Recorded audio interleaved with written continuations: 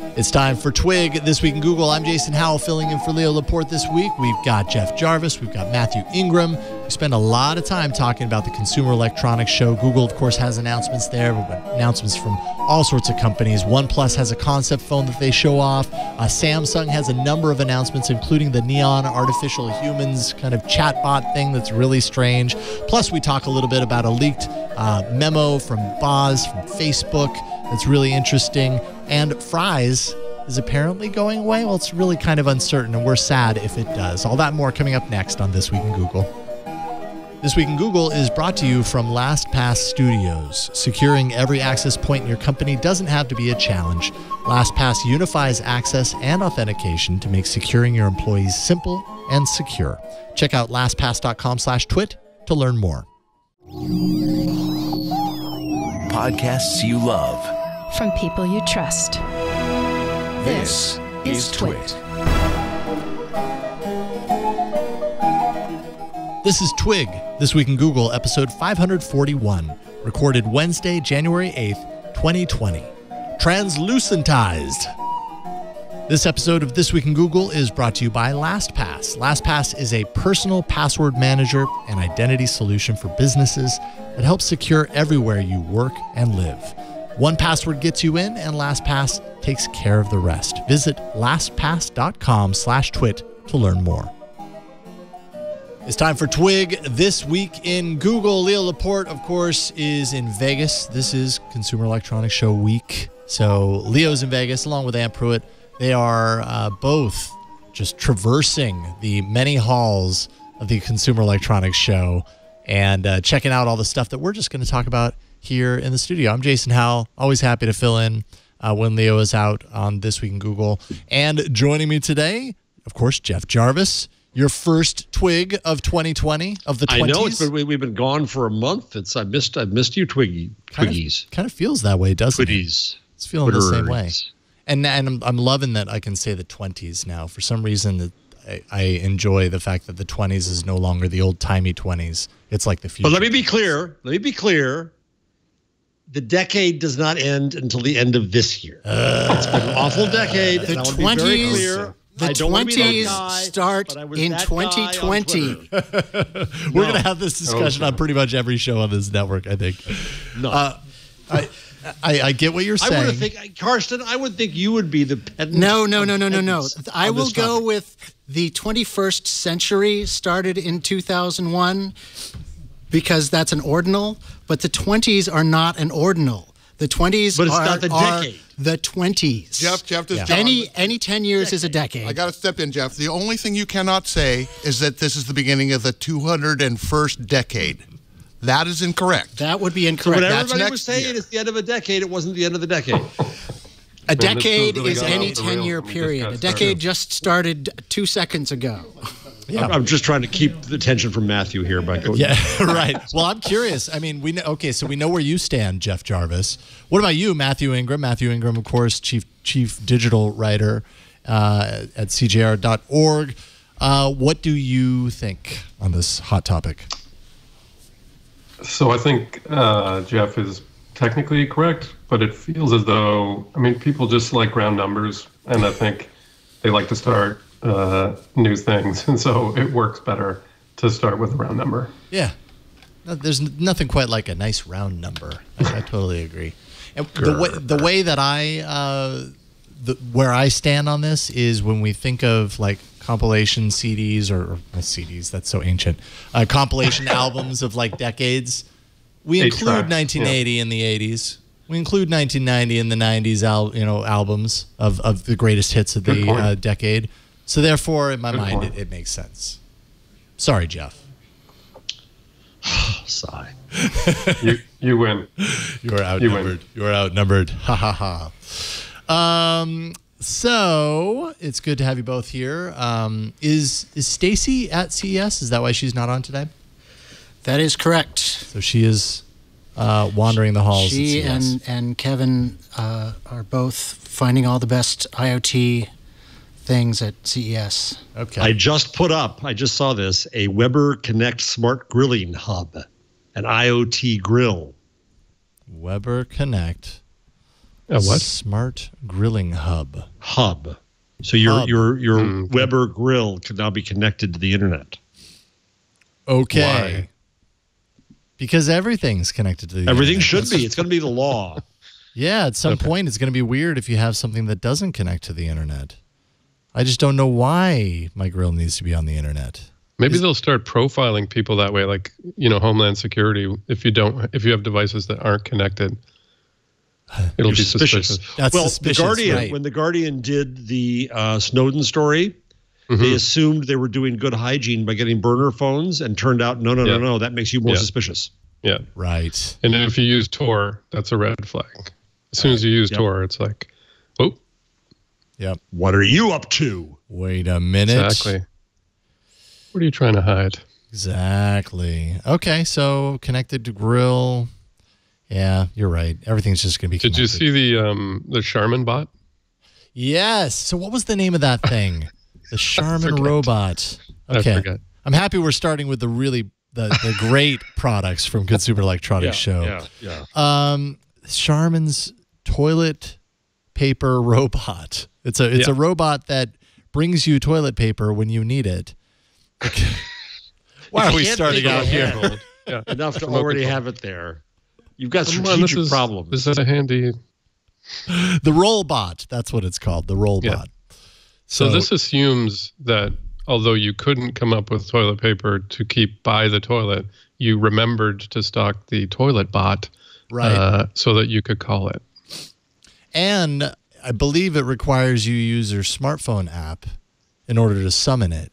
So, some people would say, it's not a good idea to use your smartphone while you're using. But come on.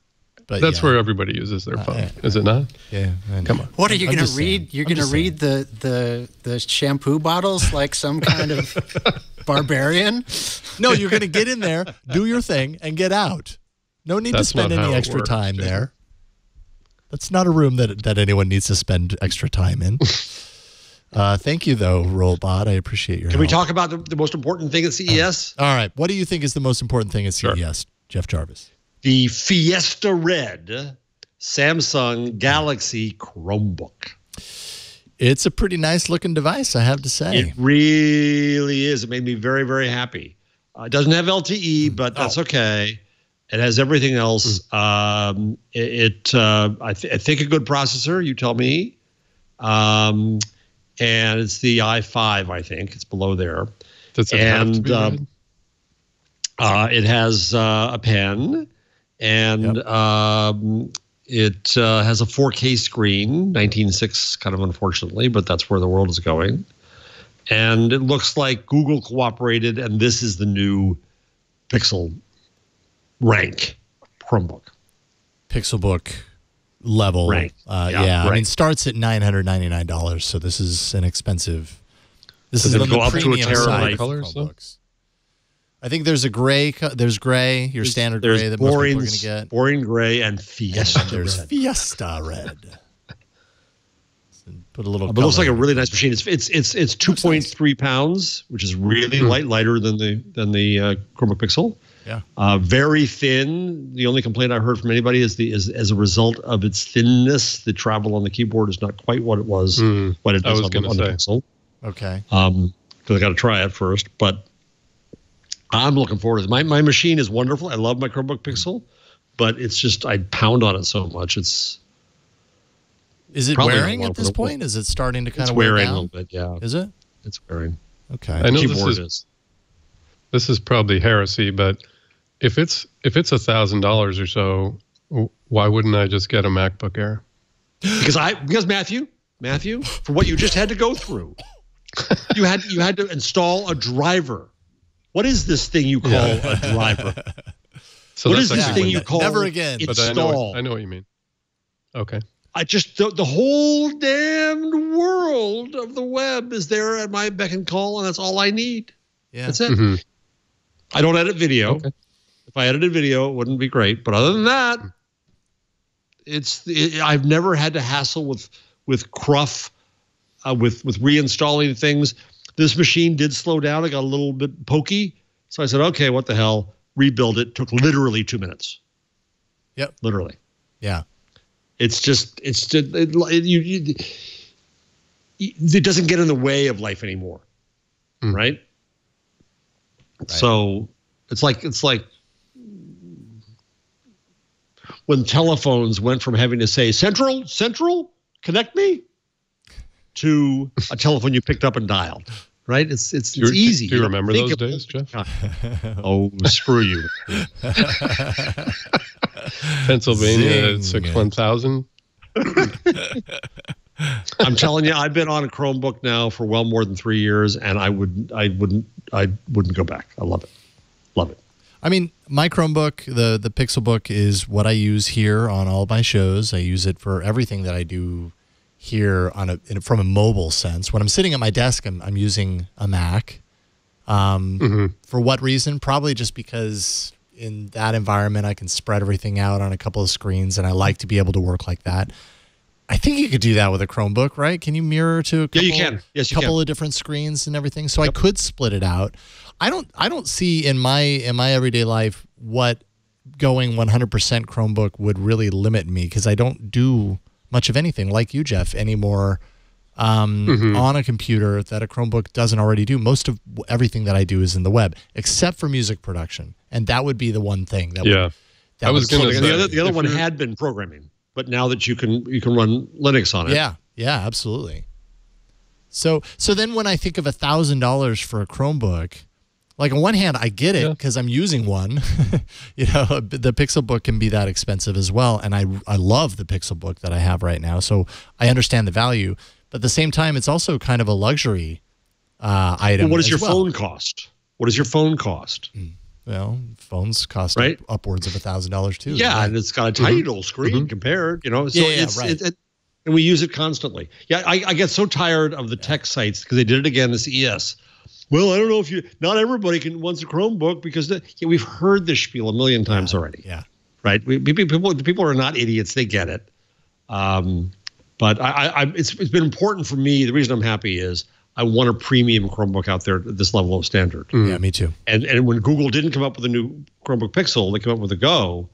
I got worried that they were going to abandon that high end of the market. And I'm, of course, the high end. So that is one of the things I like about the MacBook Air is the build quality and it's not just that I like Apple. I mean, I use Linux on the desktop. I use Windows if I have to, but I like the MacBook partly because of the way it's built. And I've been looking for a Pixelbook that had the same sort of level of, the build Pixelbook quality, craftsmanship. I would put the Pixelbook up against the Mac, especially when I hear Mac owners now complaining about keyboards and stuff. Yeah. If you get the low end Samsung Chromebook, absolutely not. It's tinny. Absolutely. No. But the Pixelbook Go is Mac level quality. Yes. See, I have still not seen the Pixelbook Go in person to make that determination. I would say that about Chromebook. A Pixelbook. I'm sorry, but the Pixelbook. Yes. Oh, okay, all right. Because I would definitely say that about the Pixelbook. But the Go, Kevin said the keyboard is just as good. Okay. The screen is better. I did go to the Best Buy and I did touch it, and it's very, very nice, nicely built. It's not an aluminum body, like an aluminum build. So if that's something that you really like your laptops to have, it's not that. It's going to be more of a plastic approach. But yeah, people seem to really like it. I have yet to see it in person. So anyway, that just made me happy out of CES. I didn't expect big Chromebook news out of CES. I thought it was going to be another, Samsung this and another Asus that, and there's some of that going on. There's some other nice machines coming out, but this looks like a high level machine. How old is yours there, Jason? This Pixelbook? This is this is a couple of years old now? Well, I think you got to go to the boss and say you need a new one, don't you? Well, I mean, that's the thing. Like that's why I was asking you how yours has fared. This device still works great. Like I couldn't think of a reason why I don't continue to use it. Maybe I shouldn't be saying that out loud. It's very simple. It's consumerist disease. Yeah. Yeah. Right. Yeah. I'm kind of proud of myself. Like, would you notice feeling satisfied with it? What's that? Do you think you'd notice a difference with the speed? Like with a new processor or more RAM, maybe? All it really matters is how many tabs you're running. Yeah, and I don't run many tabs. Really? The Like under fabled 100? king of tabs is the head of Neiman Lab, and he pridefully has like literally 200 tabs open all the time on his Chrome. How do you do that? I know someone who don't can know. beat him though. So Mike Masnick from Tech Dirt is close to 500 is standard. How, How do you navigate that? I don't even understand. I I don't even understand how you do that and how you're efficient, like with 500 Me tabs neither. open. Like you're not. That's just random noise. And you're like, I have to imagine in that regard, and I would love to hear an explanation on it, but I have to imagine in that regard, you're still only working with like the visible like 10 tabs or whatever, and everything else is just pushed off. You can't Just bring yourself to imagine, close it because you don't want to lose it or something. I don't know. One tab starts playing music, and then you can't figure out which one it is. Yeah. Shoot And me. you have No. 500. No, thank you. That's my nightmare. It's like how Gmail introduced search instead of sorting. You don't actually sort through all the tabs. You just open a new one whenever you need it. And if your machine isn't slowing down with that management process, if you want to call it that, then there's no real reason to close those tabs anyways. But right? I can't understand. Like I asked him, how could it not slow down? If you're using Chrome, each one of those tabs is a separate browser instance, and it's using RAM. How the hell? Like he must have 800 gigabytes of RAM or something. So Matthew, they did do some change sometime back where they it recognizes an unused tab. Oh, okay. Kind of throttles it down. And dumps it And out throttles of it down. Yeah, that was a little while ago, I think. Still, that just seems like a data point that you're bragging, but is like really it that is. means It totally absolutely is. nothing. It totally is. It's meaningless one-upsmanship. Totally. Although I love you, Mike. I love your work. He's been on Tech News Weekly a number of times. Oh, yeah. And he's been He's on the great. network a number of times and everything. But he's insane. But oh my goodness. Have you ever seen Mike? I just don't understand. Have you ever seen him do a PowerPoint? No. So he used to come to a conference I did in Toronto, and his PowerPoints are, so in a standard 15, 20-minute talk, he will use 400 slides. And they go by second. They're literally only on there for a second. So it's an image or a word, and it's amazing. It's like a musical performance. It's like Larry. Do you ever see a Larry Lessig? Yeah, that's what it reminded me of. Yeah, which is also a performance. It really is. Interesting. We made an exception for Mike because our rule was no PowerPoints. Like no one Only was if you can allowed play to it use like a virtuoso. Yeah, I was going to say, but only he's if such a you could do it virtuoso at that that he can pull level. it off. Yeah. Wow. Now I got to see. I can't believe I'm saying this. Now I've got to see his PowerPoint presentation. Get him on to do a PowerPoint. Come on and bring your PowerPoint next time. So what else is big at CES? Well, let's see here. I mean, Twit people. this is a Google show, so we could talk about the announcement that Google had there. Google kind of focused their announcement almost entirely, if not entirely, on assistant features. So they announced a number of new features. Hey G, read this page is where you're on an article and you want to read it, but you don't want to read it. You want to hear it be read to you. Now, there are a number of apps that do this that you can So find. stick there for a second. Yeah. So if I'm on my phone and I have a page and I say, hey, G, read this page, I get that. But how do I get that on my assistant device? Do you? I don't know. That's actually a really good okay. question. This might be a mobile-only feature because it doesn't Mobile only, make as okay, much got it. sense on like a Google Home. That doesn't make. I could go to sleep having it read 5 Matthew columns that I haven't read yet. Right. Although that would be really cool. Hey, Thanks. G, No read offense the on the sleep latest part. I column just by meant- Matthew Ingram. Lull me into a happiness of information. Yes. All right. There's nothing quite like falling asleep at night to Matthew Ingram's To journalism news. Journalism Do news. they have Matthew on calm.com yet? I don't know, but they probably should. Matthew I would don't be good think on com.com. We can Hashtag sponsor. Yes, we can maybe see if we can make that happen. Hey G, turn on the lights at 6 p.m. So schedulable actions, which you could do through the app before. Now you can do it with your voice if you're thinking about it in that moment. You can set up a schedule with your voice, so that's kind of nice. Do either of you have the smart displays of any kind? I do right now. You do? Well, you're going to get some. No. Hold on. Yeah. you're going to get some new features to your smart display. You're going to get a sticky note feature. Hey G, leave a note that says, and then whatever your note says. I just tried it, so it's not out. It's not out there yet, right? It just said, sorry, I can't do that now. Yeah, I don't know if these are actually no. released These are all or just available announcements. Yet. They are not just basically announcements. realities yet. So we're telling you about it now, and then you will forget about them, and then they will launch somewhere down the line, and you won't know that they had launched. 6 months until we'll say, 3 months later. Was that at CES? Yes. Was that an I/O? That's how this works. You'll totally forget about it. You can pay speed dial options to the lock screen. So if you have particular numbers that you want to have easily accessible, you can do that on your smart displays. Interpreter So what's mode? confusing to me here is some of this is smart. That's what I was talking about before. Some of it is mobile appropriate. Some of it is smart display appropriate. Right. Yeah, it kind of. And so, but it's dependent on one thing, assistant. Sure. Yes, some of these will apply to one and not the other, it sounds like. Interpreter mode, which I think applies to the smart displays, and actually there were a number of partners, including American Airlines, that are utilizing this. Essentially, what it allows for in their lounges. That's right.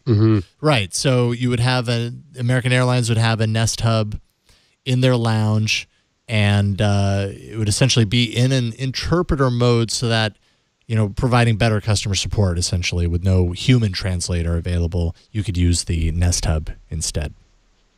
I was at Bellevue Hospital, which, if you understand Bellevue, could be a straight line. But I was there for the World Trade Center Health Organization, and on every desk, they had these phones with 2 earpieces. I said, why? And it was so they could reach the translators. Because when you're in the City Hospital of New York, you're dealing with God knows how many languages, and they have translators there at the ready all the time. Oh, wow. To be able to deal with the medical professional and the patient. Fascinating to me. Wow. So the Nest Hub, the Google Assistant, could come in and change, put some people out of work, unfortunately. I was going to make a Bellevue crack. I'm glad I didn't. So I got it there quickly. I know the reflex. Yeah. I got it. I saved you there. You owe me one. If you've ever fired off a hot word on one of your devices and didn't intend for it, which, I feel like happens to me every day, and sometimes multiple times during a show, as is the case on All About Android, when that happens, you can then say, hey, G, that wasn't meant for you. And the history of that. I invoke my right to be forgotten. Yes, that's like interesting. Like right away, it will erase that action. It'll erase the recorded audio. It'll be like, "Oh, I'm sorry." So, if and you that say, feature is available. Hey, now. G, oh, is it? It is available now. Yes, it is now. You can do it right now. That's been available. I'm surprised that they announced it, because it's been available since, I believe, December. Oh, okay. I missed that. Yeah, we did it on the show a few weeks ago, and we all said those have been around. We didn't know about it. Huh. Okay. Yeah. So if you accidentally said, hey, G, how do you dispose of a body? And then you decided that you didn't want to say that. Right. You could say that wasn't for you. Okay. Right. You've got an undo. Of course, we're trusting Google that the undo actually works. Yeah. But we're trusting Google about a lot, aren't we? That's true. I'm fine with that. I, for one, welcome my new master. I had a discussion over the holidays, actually, with a family member about this very subject, and they said, so I asked them if they had a smart assistant made by any of the various companies, and they said no, and that they had no intention of ever doing that, because they didn't want companies listening to them. And so then we moved on to a different topic. Okay, then I'll go over here now. Yeah, I actually had this conversation on one of the shows at the tail end of last month leading up to Christmas, because one of the gifts that I got my parents was a Google Home packaged with a smart light. My thought being, see, I just awoke my phone. It's going to happen like 2 or 3 more times during the show. My thought being, my dad took a spill a couple of months ago, and it happened at night. My mom wasn't there, and he basically just laid there until the morning, until there was light to be able to call someone. And so I was like, well, a Google Home with a smart light, this could be a really great way, for you to use the hot word, turn on a light in your home, and then be able to find your way to the phone. I see. But now you could also have it call, right? That's true. You could also do that. Absolutely. You could call someone, right? Yep. You could call someone through it. But I didn't think about the fact that there are plenty of people who just have already decided, like, heck no, I don't want that in my home. So this particular gift is almost the kind of gift you have to know for certain someone how they feel about it before you buy it for them, because you could just be giving them something that they want nothing to do with. Reminds me of the great Seinfeld episode in which Jerry gave his parents the Fruit of the Month Club. Why would you do that? Who needs this much fruit? I'm just done and there's more fruit coming. I don't want more fruit. Why do I want that many grapefruits? Right? It's the same kind of thing, too. Why would you do that? These companies don't need my private information. Same thing as fruit. Yeah. Basically the same thing. So I think that's about it. That, and Google has a couple of slides that go down into a ball pit at CES. So if you're there, you can ride on their Of course they do. slide. We have video of Ant and Leo going down on the slides. Not that I've seen. I want that. I hope that they have, and if they do that, I hope that they shoot it. I'll request it. That is All right, nice. good. We do have a please do. picture of Leo in the Segway S-Pod doing his best Wally In the what now? Wally future. It's the impression. wheelchair. Oh, the chair Wally thing. Oh, the wheelchair. chair thing. Yeah. Right. Does that go there's upstairs? No cup holders, though, in the No. chair. No, Dean Kamen is no longer associated with the company. So Oh. Wow. He did have an amazing wheelchair that went upstairs. that's how he first Yeah. got big. And it stood up as well. Yes. Yeah. I remember seeing that. So it looks like a cradle for Leo. It looks like he's being... It kind of looks like the Dr. Evil chair, but with wheels. It does a little, yeah. But no cup holders. So when he does a show, he could just like wheel in here, I like that idea. right into place. He could, actually. He could. This It kind of is reminds Twit. me of his chair that you're not allowed to sit in. That's what I'm talking about. The Dr. Evil chair. It's right over there. Yeah, I'm right. looking at it. Oh, I see. Oh, you really mean that? Oh, the Dr. Evil chair. So Right. maybe, Okay, got it. Yeah. maybe we need to take one of those Dr. Evil chairs and put a couple of wheels on it, and we have our Put a own. Segway on it. It's almost the same thing. Yeah. It could be a little project, a Twit project. Take us 3 years. But how do you lean? Like to make it go and stop? Just lean back, forwards and back? Oh, that's a good question. I don't know how it Good operates. question. I don't know. You think.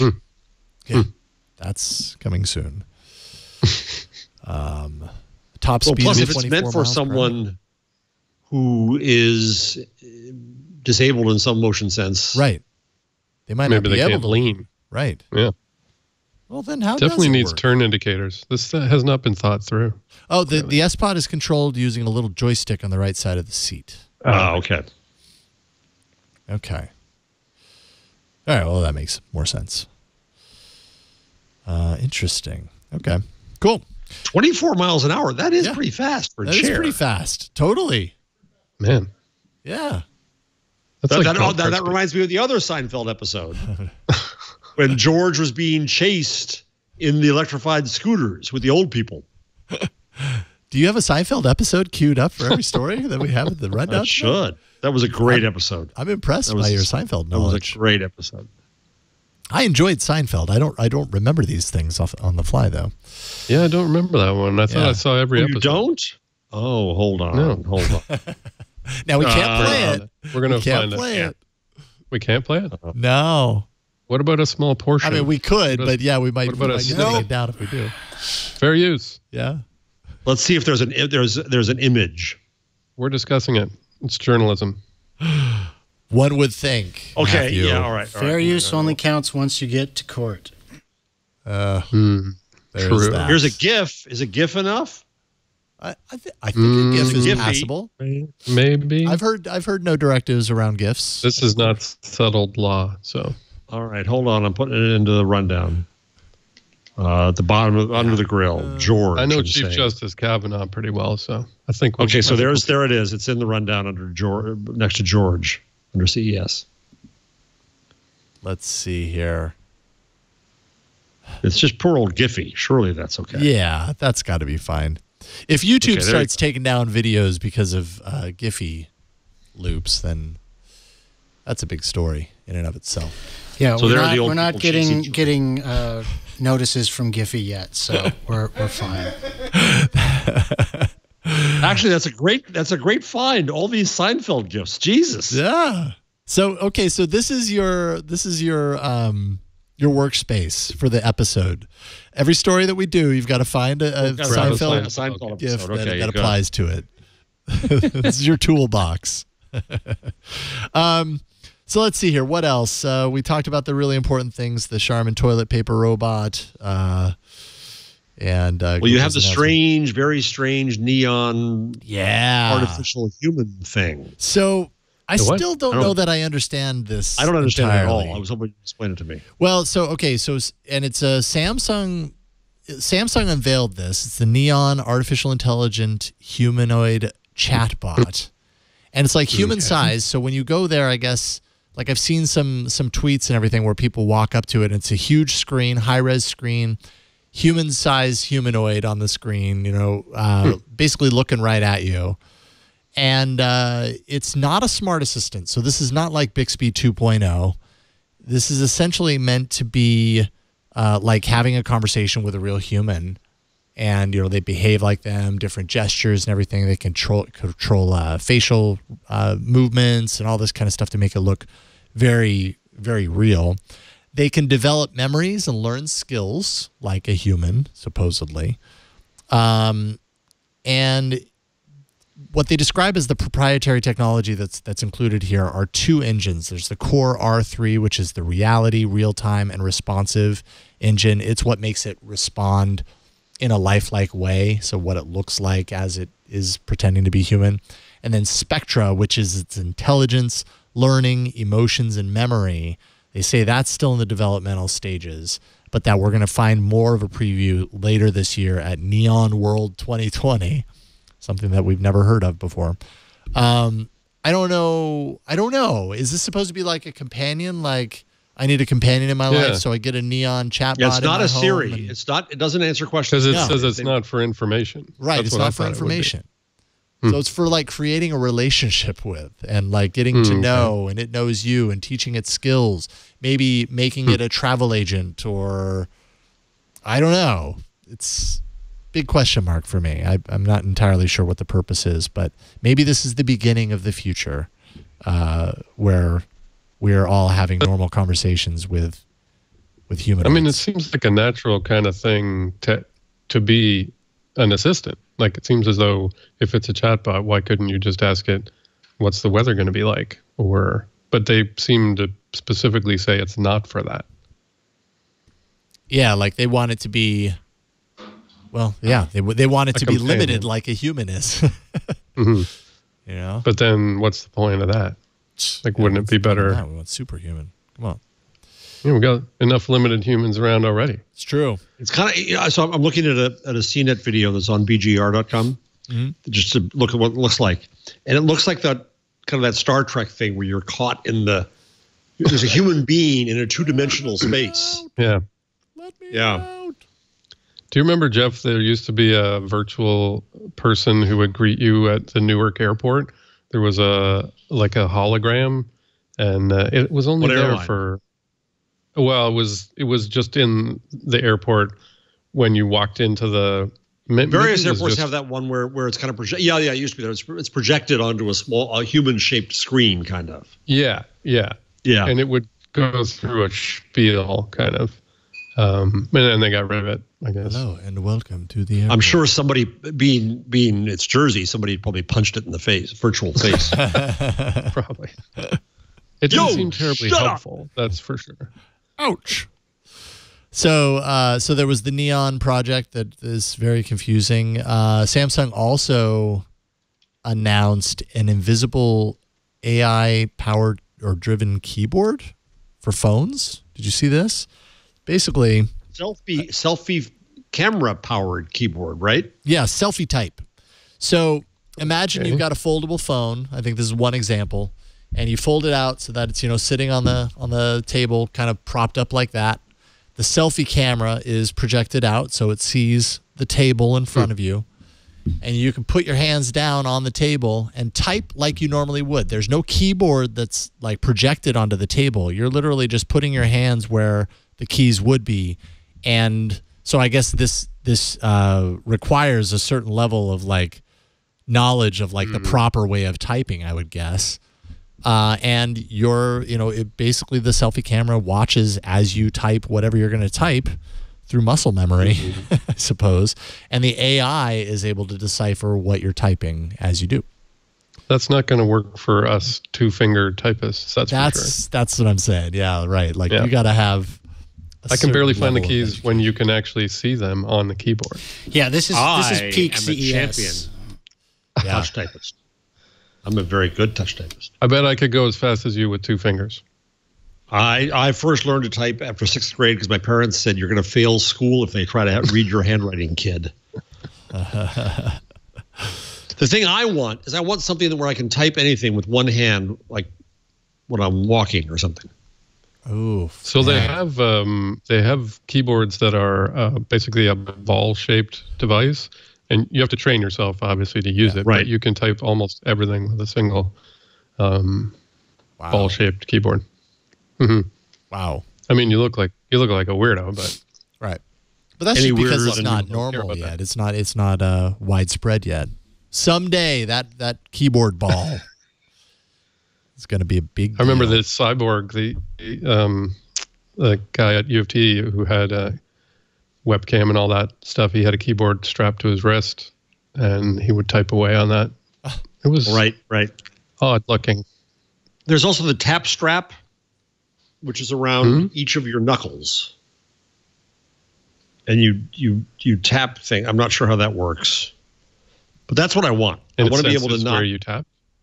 Yeah, I think so. If you look up tap strap, tap wearable keyboard. In fact, July 3rd, 2018, this company called Twit had a review of it. Yes, I think you guys did do it. Never heard of that. I'm trying to see who. Yeah, you see, you can tap on your own knee with it. Leo and Megan. Was that? Yep. There you go. Oh, there she's opening it up. Yeah. Okay. Right. Okay. Oh, that. Are you gonna get in trouble for showing this video? I know, exactly. I think this is one case where we can feel pretty confident that we're okay. Twit won't do anything to us. We're Twit. It's okay. We're Twig. Yeah, that's true. We're Twig. Yeah, that's right. Oh, maybe they will do something totally to different. us then.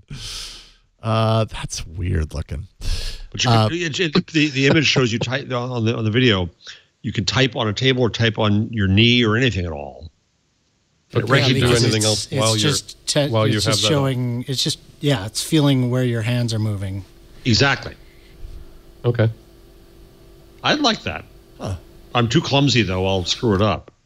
Yeah. Wow. And you could do other things like take out the garbage or without taking it off. Right.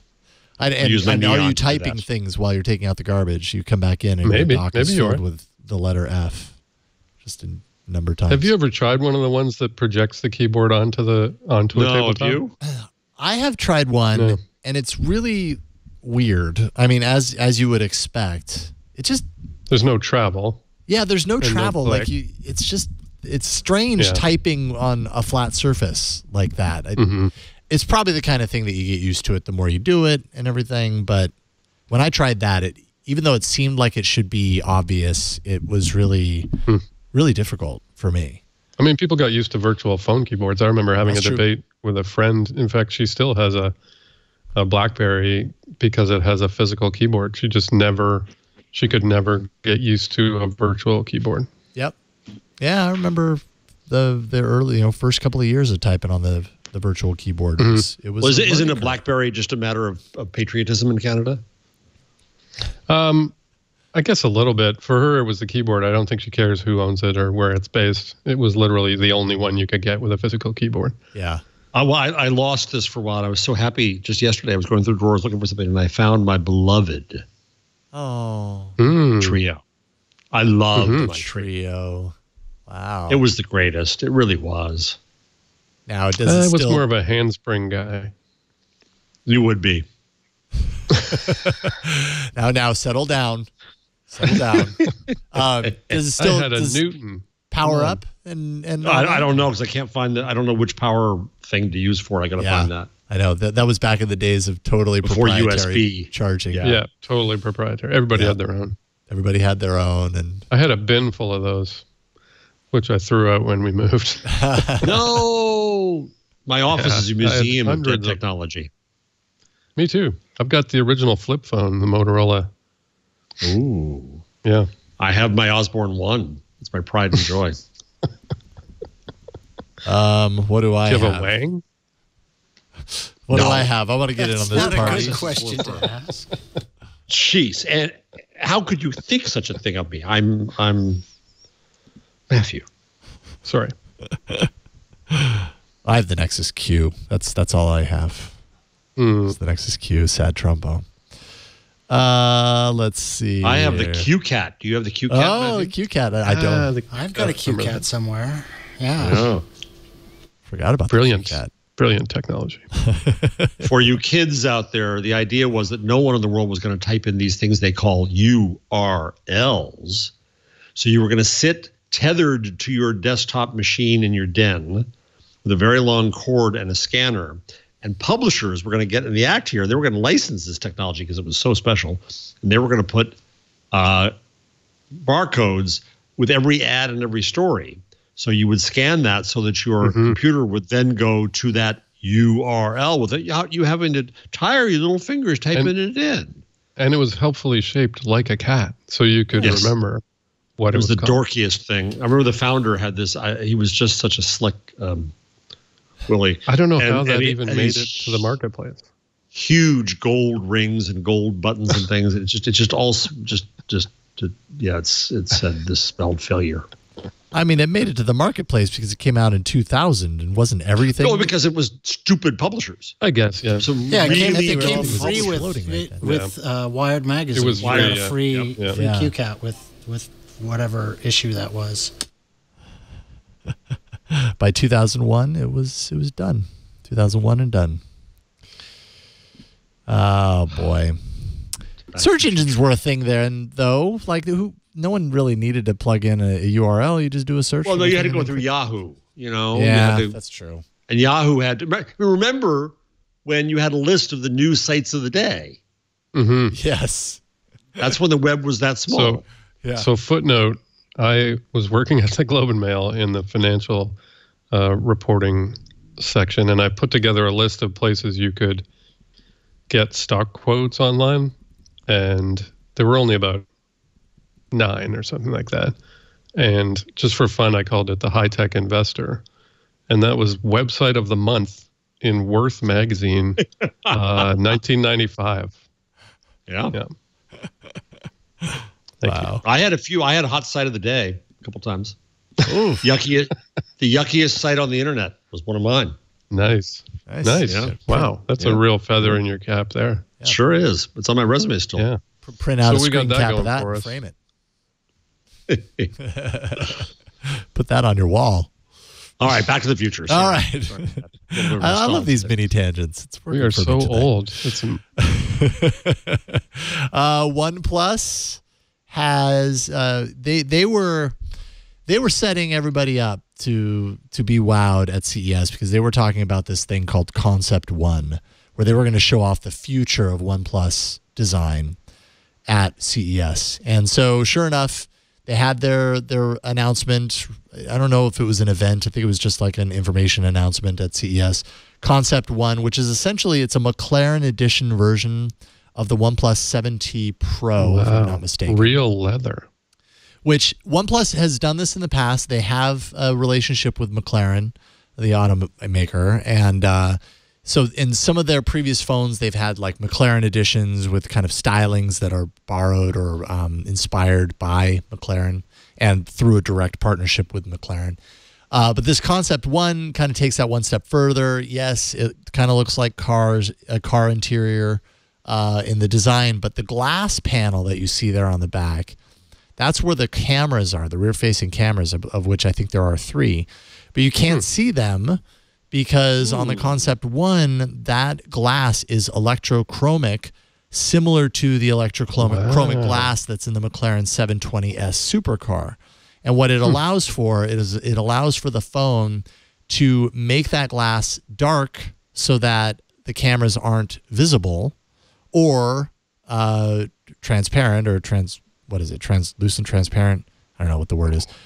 See-through. Transparent for the photo quality. Yeah. Transparent. Yeah, transparent is the word you're searching for. Yeah, there we go. So that the cameras can be seen and used, right? Because if that filter is on, the pictures would come out very, very who dark. wants to see a camera? Interesting. Ooh. Yeah. So on one hand, I'm kind of like, okay, that's an interesting thing to hang your concept on. At the same time, I'm very intrigued by the idea of cameras now having the ability to have an actual filter, like an actual, like not a software filter, but a hardware filter, for very bright conditions. Let's say, maybe this is that's interesting opportunity to kind of put a filter in between. It says it can change the opacity. Yeah. So it's like a Dreamliner window. Have you guys been on a Dreamliner for that? No. So the Dreamliner windows are electric, luminescent, or whatever you call it. Oh, I have been on one of those. Yeah. Right. So you can manually turn them up and down, and then the flight attendants can make every window just dark. Yeah. Yeah. Kind of pisses me off. But it's not like the old ones where it's not like the old ones where it's either open or shut. There's a whole bunch of gradations in between. Right. Yeah. Right. It's a good idea. Yeah. So I don't know when or if we see this coming to market, because it is a concept. I don't want to see. You see, I always thought the concept cars were dumb because you can't get them. So what's the point of showing them to us? And so I don't want to see that concept thing come into our world. I understand. We might do this, but then again, we might not. So in this case, it says the phone is basically the same. Like the phone itself is. So the concept is just the camera and the filter and everything else is very, very much the same as the 7T Pro, if I'm not mistaken. So kind of neat. I mean, that's different. But man, they really, were promoting this leading up to CES, and everybody was like, "Oh, is this their foldable entry? Are they going to show off foldable tech?" And so I think some people were a little let down by this. But the more I thought about it, the more I was like, all right, maybe it's not the most amazing announcement, but it is an interesting feature. I would actually love to have that in a phone, to have like an actual hardware filter, like an ND filter of some sort, that you could turn on or off. I think that's pretty neat. So I kind of like that. It would be really interesting if they could do it on the front-facing camera. If they could, then you kind of hide it, right? Just like hide it behind the screen, and then just translucentize that portion of the screen just long enough to take a picture. Yeah. Translucentize. Soon to be a Webster word of the day. You heard it here first. Soon to be a word. No one has ever used that word before. Karsten invented it. When you hear that, you can say you were there when Karsten invented Translucentized. That was an amazing afternoon that day on Twit. Yeah. There were other things, but I don't know. I don't know if they were as important. TCL, the TV manufacturer, has a number of phones that they're finally coming out with. One of them that they showed off was a foldable phone concept, Jeff. It was a concept foldable phone to show you what they're doing. Didn't someone show off a TV that would rotate so that it was? Yeah, that's in the Weber Girl story. Okay. It's a Samsung. What's it called? Zero. The Zero. Zero. Yeah, rotates, and so I guess it could show the Nero, or not Nero. What's the name? What do they call their Neo? No, Neon. The Neon. Yeah. Oh, yeah. Neon, you're right. Neon, yeah. Because then it could show a person. That's right. Yeah. Oh. 43-inch set designed for mirroring your phone and all those vertical YouTube and TikTok videos that you might be playing on it. CNET says possibly the biggest phone accessory ever. There's some truth to that. Yeah. And CES is still going. Although is it wrapping up now? Is tomorrow the last day? Or is it Friday? I never know on I CES. think tomorrow is the last. All right, so CES is rounding out. We've probably got all the news from CES that's most important. We're going to get. Yeah, that we're going to get. OnePlus did also announce something called optimized charging. This isn't limited to the concept that they showed off by any means. This is, I think they're going to roll this out to many of their current phones. But essentially the idea here is that when we plug our phones in at night and we charge them up, most of the time what's happening is our battery gets charged up to 100% and then it keeps charging, charging. Which is bad. Which is bad for battery, the life of the battery. And so what this would do is it would hold it at 80%, and over time it would understand when you normally take it off the charger, let's say in the morning, and it would only allow it to go up to 100%, I think like 90 minutes before you are expected to take it off the charger to gain more life. Why don't they just out of come your up with a battery. charger that communicates with the phone and turns itself off when it's full? Wouldn't that be easier? Well, but then when you take your phone off the charger, it would have depleted down to... No. No? Oh, I see. Well, but the phone's also It has to off. keep it topped up. Yeah, it tops it up. Right. And by the way, when was the last time you guys have had a battery just die on your phone, such that you had to replace the battery? Oh, well, that's a really great question. Long time ago. Long time. Yeah. So I don't know if this is a huge problem waiting to be solved. So I did a bit of research into this because I was concerned about it. Someone asked me about it or told me you shouldn't do that. And so I looked into it a bit, and there was a battery, technologist who said that's technically true. If you leave it at 100, it will decrease the lifespan of the battery, but it probably isn't going to decrease it. Like, it'll wear out faster, meaning it'll be done in like 2 years. But most people replace their phone, every couple of years anyway. So he said you'd have to keep it for 3 or 4 years to really notice. Yeah. Although I give OnePlus props in this regard. Yes. When you look at it from the perspective of, we're putting a lot of crap into the world, into our landfills and stuff. This is a technology improvement that actually encourages people to hold on to their devices longer. Yeah. It at least paves the way for it in one perspective. So I give him props for that. And I'm probably the wrong person to ask as far as how long I hold on to a device, because I use so many of them for my job. Yeah. I go through them way more than a normal person. I do feel like, I know we've talked about this before on the show, that people are maybe not updating their devices as frequently because the new ones actually aren't dramatically better than for the things that most normal people use. If you want the leather one with the translucent or whatever thing, then great. But if you just want a phone that works and has a half decent camera, the probably one from a year or two ago is still pretty good. Yep, absolutely. So that's CES. We've got a whole lot more to talk about, but we do have to take a break. So let's take a quick break and thank the sponsor of this episode of This Week in Google. This Week in Google is brought to you by Lastpass. 17.8 million people, over 61,000 businesses trust Lastpass.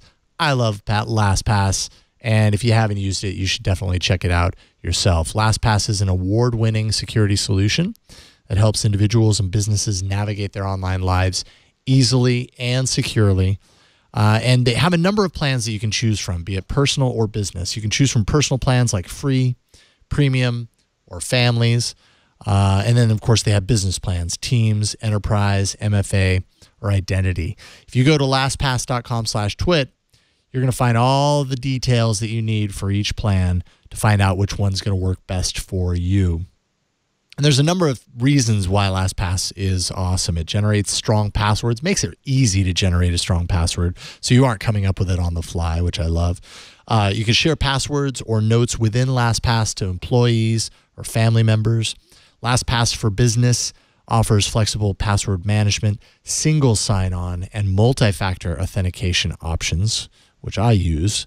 It can go on any device anywhere. So no matter what you're using, iOS, Android, Chromebook, laptop, MacBook, whatever you happen to have, LastPass can go on there, monitoring and inserting your passwords as needed.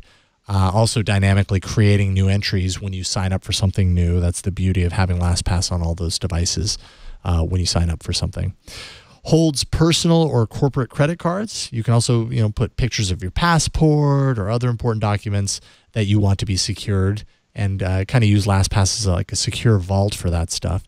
And now offers passwordless login options for employees, which increases security and productivity. And it really is ahead of its time. LastPass security is awesome. They engage trusted world-class third-party security firms to conduct routine audits and testing of their service and infrastructure. They have a detailed review of their controls and processes. That's the gold standard for confirming the security and reliability. And sensitive data is encrypted at the device level with AES 256 before syncing with TLS to protect from man-in-the-middle attacks.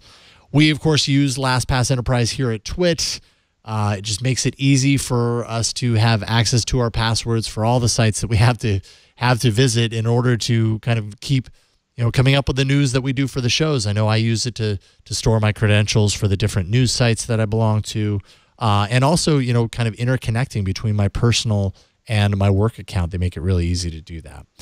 You need LastPass for you and your business with their amazing features that will improve security across your company and make life easier for your users. Visit lastpass.com/twit to find out how they can help you.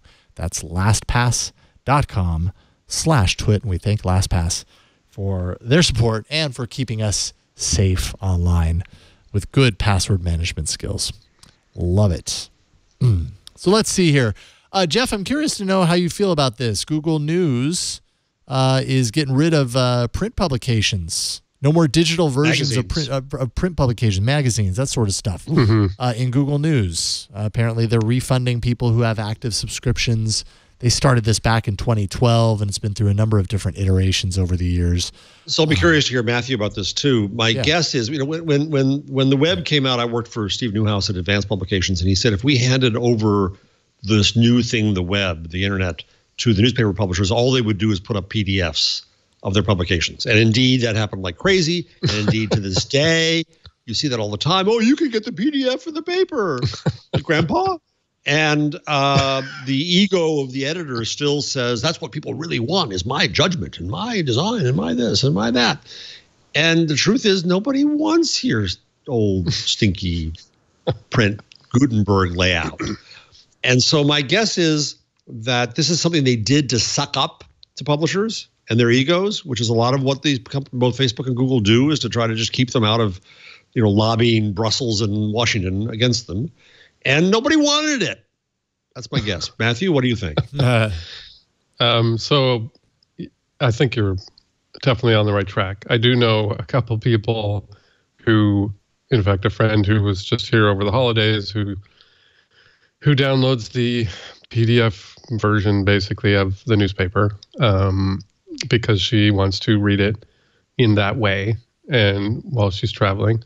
And I ask her why, and she's old, not ancient, and she just likes it better. So, but I would agree that in most cases, yes, especially when she's complaining about how long it takes to download the newspaper over our slow internet. And I keep saying, you could just go to the website. It's a lot faster. But she wants to see it all laid out the way, it would be in a newspaper. There's an art to the presentation of a newspaper. Yeah, There's a and she's just necessity, used to it. Yeah, she's just used to it. Totally. And I think, and there are services that do that. And so I guess Google thought, why are we competing in this business? Why are we doing this? There's other places people can go to do that. Yeah. I know Google, by the Apple way, News has been very friendly with subscriptions lately, where they've subscribed with Google and contribute with Google. They're trying to be very friendly to publishers on that, but this was kind of ridiculous. Karsten, were you trying to say something? What were you going to say, Karsten? Oh, I was just going to say Apple News is also Apple News Plus service. They bought Texture and are trying to do a very similar thing. Same thing. And they're going nowhere on that as well. Yeah. Texture was started by the magazine industry. Yeah, this is just something that no one really wants. It's a niche for sure. But I remember when, you would get digital versions of even Wired magazine, Condé Nast was the worst. And to download a single issue of the magazine would be hundreds of megabytes, which at the time, when you didn't have 200 meg a second internet connections, it was because they basically just took a high-res picture of every page and then put it into a PDF. Yeah. And told the advertisers this maintains your wonderful world. Right, Matthew, Canadian question for you. La Presse spent a reported $25 million in Montreal to shift everybody to iPad. Then recently they became a not-for-profit. Is the iPad strategy still there, or did they get rid of that? So it is still there. I'm not 100% clear on how things are going. I know they were. It's a bit of a unique market in a way, the Quebec market, partly because of language and culture, I think, and so it did a little better there than it did, say, when the Toronto Star tried it. The Toronto Star. Well, the Star did try it. Oh, yeah, I didn't know that. They sort of famously blew. I think it was 35 million, or might have been more than that. They licensed the software and all the other stuff that Quebecor had used for tablets, and then basically nobody wanted it. Like, might as well have set that money on fire in the backyard. Like it produced nothing effectively business-wise. But I think it's still technically going. I don't know, how many people use it. Yeah, it's unfortunately the Post Media, which is another big chain, disastrous chain, tried something similar. Yeah, blew a ton of money on a tablet strategy. They were hoping that the tablet would be for leaning back on the couch, at the end of the day, and then it just didn't happen. Yeah, they weren't alone in thinking that. No, they weren't. Yeah, what's happening with tablets? Oh, and the content on the tablet was exclusive, so for both the Star, right. So you could only get stuff on the tablet. I forgot News Corp did this too. Murdoch did this too for a while. He had a whole huge staff devoted to this. Yep. That's right. But to your bigger question, that was the Daily. Right, the Daily. Yeah, that's right. I used to buy magazines by the pound. It was, pardon me? That was 60 million, I think, the Daily. 60, yeah, I think so. I used to buy magazines by the pound. I started a magazine. I love magazines. They were in my blood. I haven't bought a magazine in years. You see, my mom still buys magazines by the pound, and I tried to give her Texture, and she just had no use for it at all.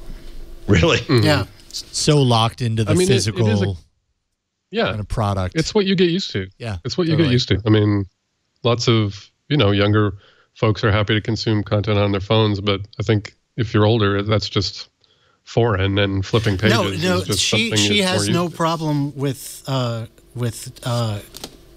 doing things on her phone either. It's just one. Was it the metaphor, the visual metaphor? Yeah, the magazines are magazines. And websites are websites, and the UI for one does not work on the other. Yeah, and the sort of the Flipboard, page flipping kind of UI thing. I know a bunch of people who felt like it's supposed to make you feel more comfortable, like it's a magazine, but it actually, I think, in some cases can do the opposite, because you're thinking, well, why am I flipping like a virtual page? That doesn't make any sense. Yeah, right. Well, and like sometimes when I think about like the earlier days of getting a magazine and like relaxing, sit down on the couch, flipping through a magazine, I don't get that same kind of relaxing feeling when I've got a display in front of me. Now I maybe do, but back then I could totally see myself being resistant to it. You totally can just lie down on your Now I can. Yeah. Now I can't sit there and just swipe for hours. I try not to, is the thing. And maybe that's the thing. That's the thing about magazines that's kind of appealing, is like you're not going to be distracted in a million other different directions. This is the thing. We want to be distracted. You're looking at this magazine. Yeah. I had this conversation with a friend about the Kindle, and I said, I can read books on my tablet. And he said, yeah, but then you'll get pop-ups and you'll go to some other application. And he said, when I'm reading a book, I just want to read the book. I don't want message notifications or, Yeah. Which is a fair point. I completely agree with that. Let's see here. Well, this seemed like big news. When was this? Late last week. This Medium post, Ross La Jeunesse. Is that how you say his last name? Yeah. Once Google's top public policy executive, employee since 2008, he left Google back in April. He wrote on Medium last week that he was actually pushed out. He had been advocating for a formal human rights program in Google, said every time he recommended the program, senior executives looked for reasons to say no. Google ultimately chose not to double down on human rights. Go away, Google. It just woke up again. Go away, Google. It just woke up again. Jeez, I swear. Not for you, Google. Not for you, Google. Not for you. Yes, exactly. Yeah, so he's saying he was pushed out. So many changes happened right about the time that we started hearing about Dragonfly and all the internal machinations around that. And he says Google's changed. Don't be evil. Used to actually mean something. Now it's just an item at the bottom. I guess they've completely walked away from it at this point. But it doesn't mean anything. They're chasing profits and stock prices, and human rights doesn't mean anything to them. What do you think take the from motto this now news? is only as evil as necessary. Yeah, right. Maybe a little evil. It's disappointing that they downgraded that view. I mean, as we've said on the show many, many times, it was really meant as a license to employees to say, keep us from being evil, because being evil is bad business. The problem now, I think, for all of them is there's so many definitions of evil. Yeah. It's the same problem that with Facebook. I was in a huge discussion today on Twitter. It was tiring because I've had it a million times. They should get rid of this fake stuff. Well, who's going to define what's fake? What's fake to one party is going to be orthodoxy to another, and then they're going to get mad at them, and they're stuck in the middle. And what are you going to do? Or Jack Dorsey, you really believe that he should pull down Trump's account and single-handedly should go up against the firestorm that would exist against him? I get it that they should have their standards, but they're in a position now where they've had known for so long, believe in the platform belief, that there's no expectation as to how they can do it. Yeah.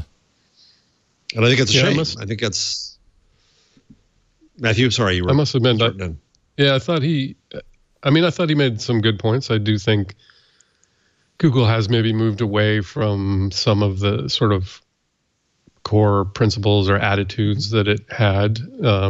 It is a massive, massive corporation, and it wants to do things like move into China, I suppose.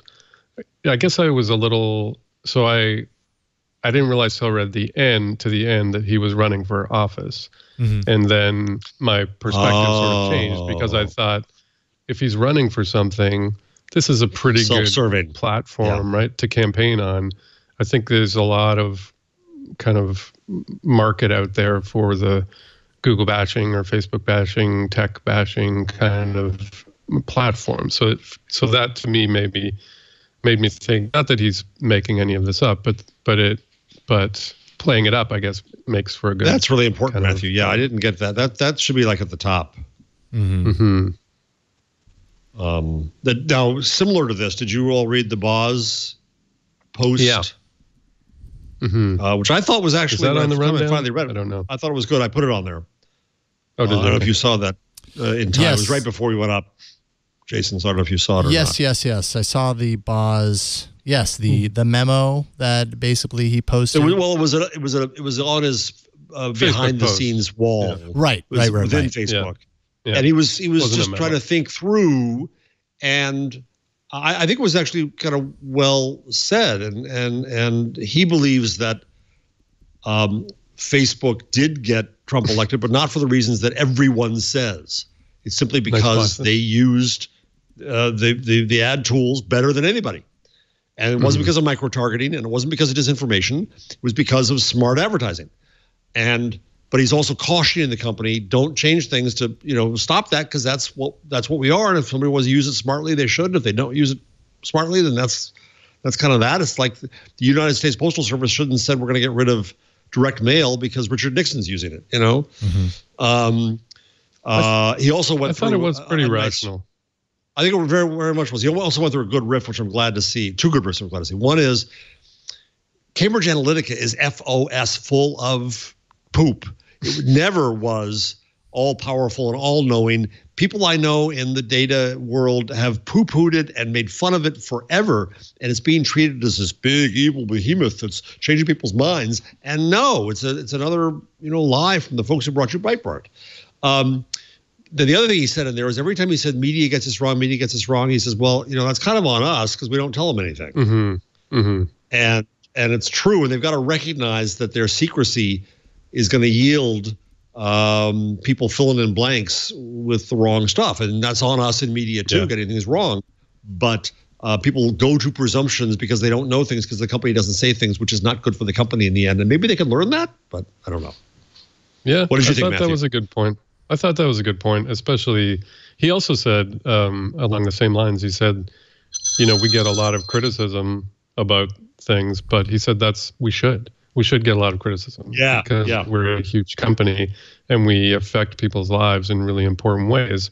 And that's something that that's a responsibility that we should feel inside. And if people are continually yelling at us and holding us to account, even if some of what they say is not 100% true, we deserve it. We should effectively be able to defend ourselves. And I thought his point about, sure, I want Trump to lose, but please don't rig the algorithm to make that happen because we shouldn't do that is a good. Obviously that's the way Facebook should behave. But he extended it to cover not fact checking political ads, which I don't think. He actually said he would defend that policy even if it meant that Trump was reelected. And I don't buy that argument that they shouldn't fact check political ads. They fact check other things. If anything, political ads. We haven't disagreed in a long time, Matthew. Sorry. Why wouldn't they do that? Well, you and I haven't disagreed in a long time, so we got to a few things. One is. They say this all the time. This is their standard company line. Do you really want Facebook to be the arbiter of truth? If truth were easy to establish, then we wouldn't need lots of journalists to get to it. Fact-checking agencies are presumed by the right wing to all be left wing, and they're not necessarily wrong about that. And part of the other problem is that are things taken down disproportionately on the right wing? Yes, because they tend to use these techniques more. Don't at me. So again, as what I was saying before, they're in a dicey position. Point two, but then why do they fact check anything? Well, see, I'm saying you can't have it. Aaron you can't have Pillhofer, it both ways. Go ahead. Well, but Aaron Pillhofer says today, if you're NBC or CBS, you're not allowed to fact check ads. You can't pull ads off. Politicians can say whatever the heck they want on broadcast TV. So everybody talks about how broadcast TV is regulated. Yeah, it is. And part of the regulation is you can't. And so what is it we expect Facebook to do? Our politicians lie. We all know they lie. It's up to you, the voter, to decide whether you want them to lie or not.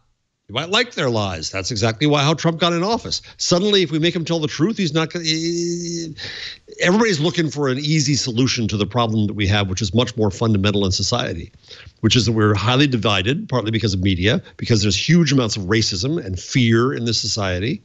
And that's where we are. And you live, Mathew, in the nice land I want to retire to, and they won't take me.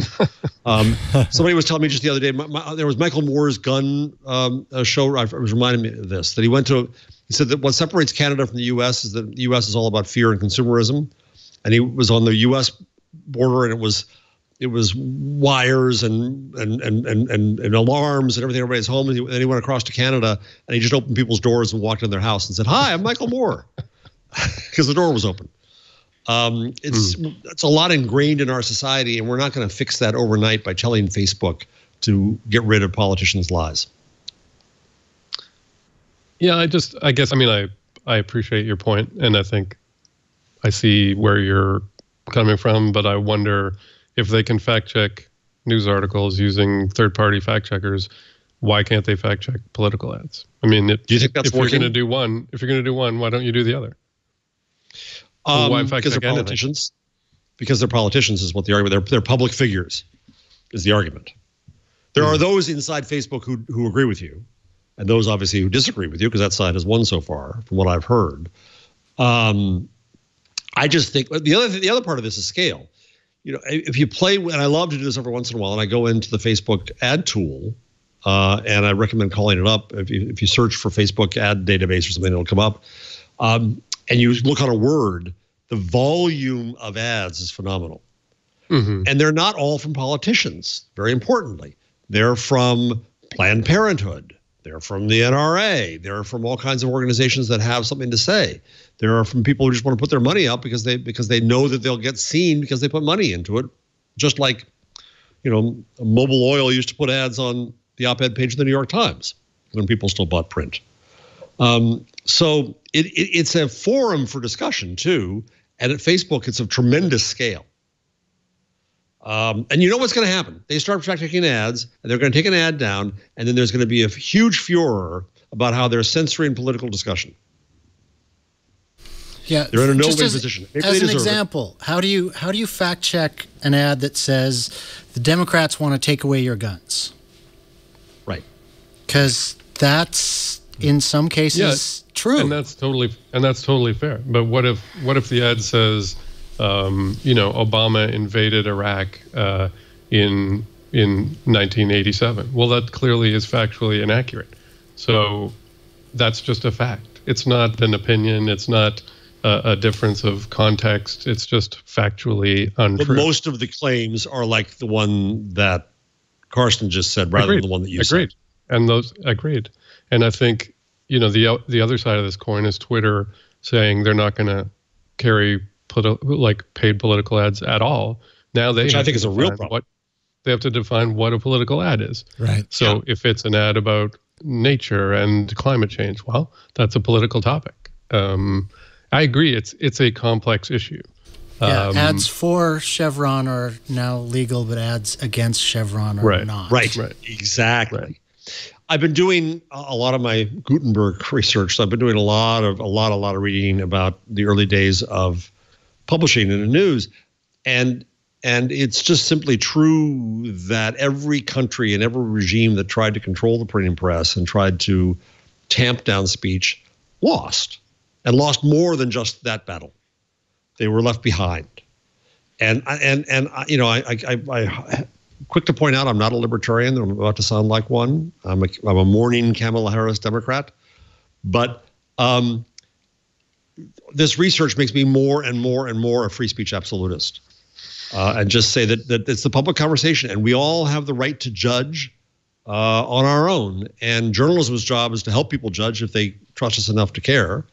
But trying to tamp down speech just makes me more and more nervous as the days go by. I was at a meeting recently to try to, with people who were called in to talk about what we do about Facebook and political ads in 2020 and da-da-da-da-da. I looked around the room and I saw a room that was vast majority white men. And I said, I'm not comfortable sitting in a room where a bunch of white people are trying to decide what people can and cannot say. When you have a world where the people who were never allowed to speak in mainstream media now finally have a voice. There was a great New York Times op-ed a week ago about the on Twitter. Yeah, I thought it was really good. It was a good piece.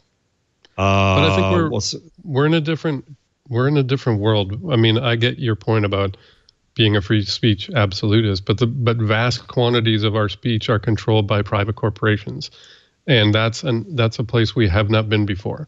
That's like, you know, we all live inside a giant shopping mall, and so we get to say the things that those companies allow us to say. Facebook monetizes that speech, and they pick specific things to monetize and things not to monetize, and we don't know how they pick those things. What you just described is our industry, is journalism and media. Yeah, but our industry was not anywhere near the kind of scale we're talking about. There has never been a newspaper or a media company, not even Fox News, is anything like the scale of Facebook. But it's not broadcast. It's not mass media. It's not showing the same thing to everybody. It is a platform where people have conversations. And I don't understand the scale argument where,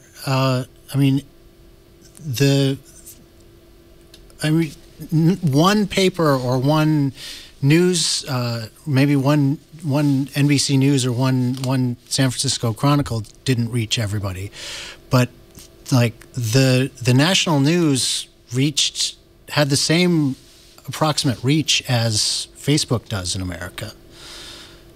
So, but no two people see the same Facebook. Everybody who watched CBS saw the same CBS. Yeah, right. And I agree with you, Carson. So CBS had a much bigger reach than Facebook. A single company controls all of that. Yes.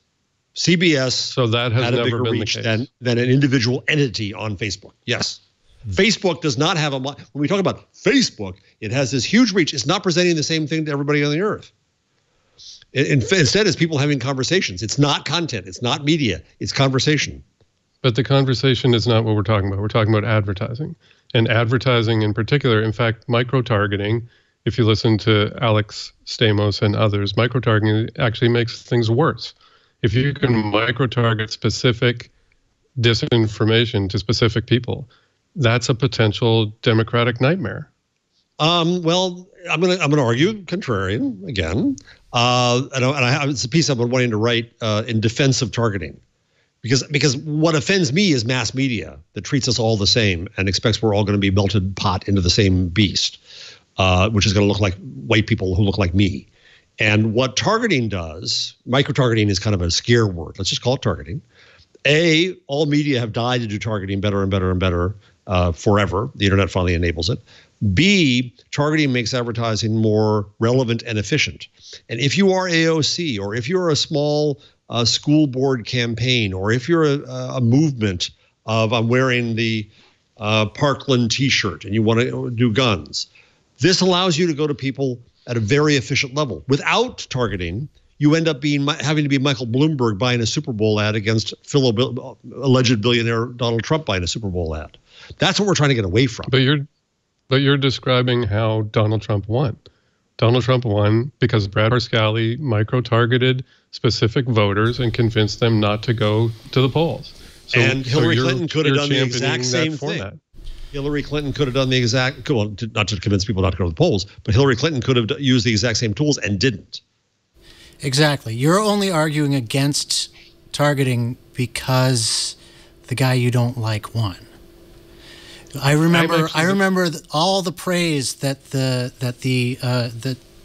liberal journalism establishment gave for the Obama in 2008 and 2012 for his use. Because of the way they use technology. Yep. Mm-hmm. I mean, I'm looking through right now. I'm at the Facebook ad library, and I just searched on the word climate. Tom Steyer is in there, another damn billionaire. But otherwise, it is organizations of a fairly wide range, plus Brute. I don't know why they're there. The Climate List, Yale Climate Connections, Climate Reality, Alliance for Climate Education. Now, by the way, some of these, of course, could be fronts for disinformation. I don't know. I can't, I haven't gone into detail on the ads. But my point is that you can start to part of what the First Amendment in the United States protects is not just the right to speak, but also the right to assemble. And targeting enables assembly, and assembly is what enables action. It enables movements to start. And if you have to depend upon money and gatekeepers still, that's the world we were in, and that's the world that I celebrate, the hegemony that I celebrate being torn apart.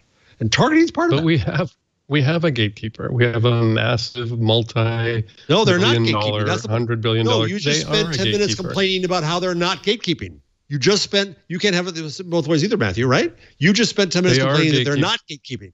They're making decisions that we don't understand based on criteria that they don't tell us about. And they control the information that billions of people get. That's a gatekeeper. Not in the ads, they're not. So, sure they are. No, you pay for targeting, and you get it. Right.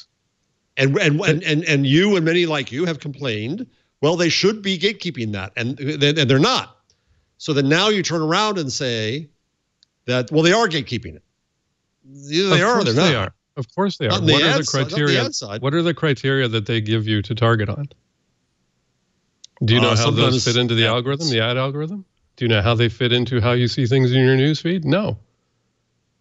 How often you see an ad, where you see an ad?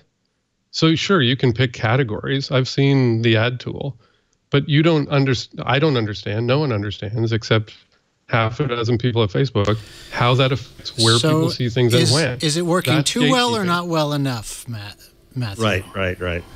We don't know. We don't know how it works. And they're not telling anyone. Because it's a private organization. That's part of my problem. Here's another way to look at it. Here's Travis Smith for North Carolina Senate. Right? This is a young guy who's running for the Senate in North Carolina. Tiny, tiny constituency that he wants to reach. In the past, he'd have to pay for incredibly inefficient advertising in newspapers and television. Couldn't afford it. Couldn't do it. Now he can reach people in those neighborhoods. And if he wants to go after young people who care about the climate, why not? Why can't he?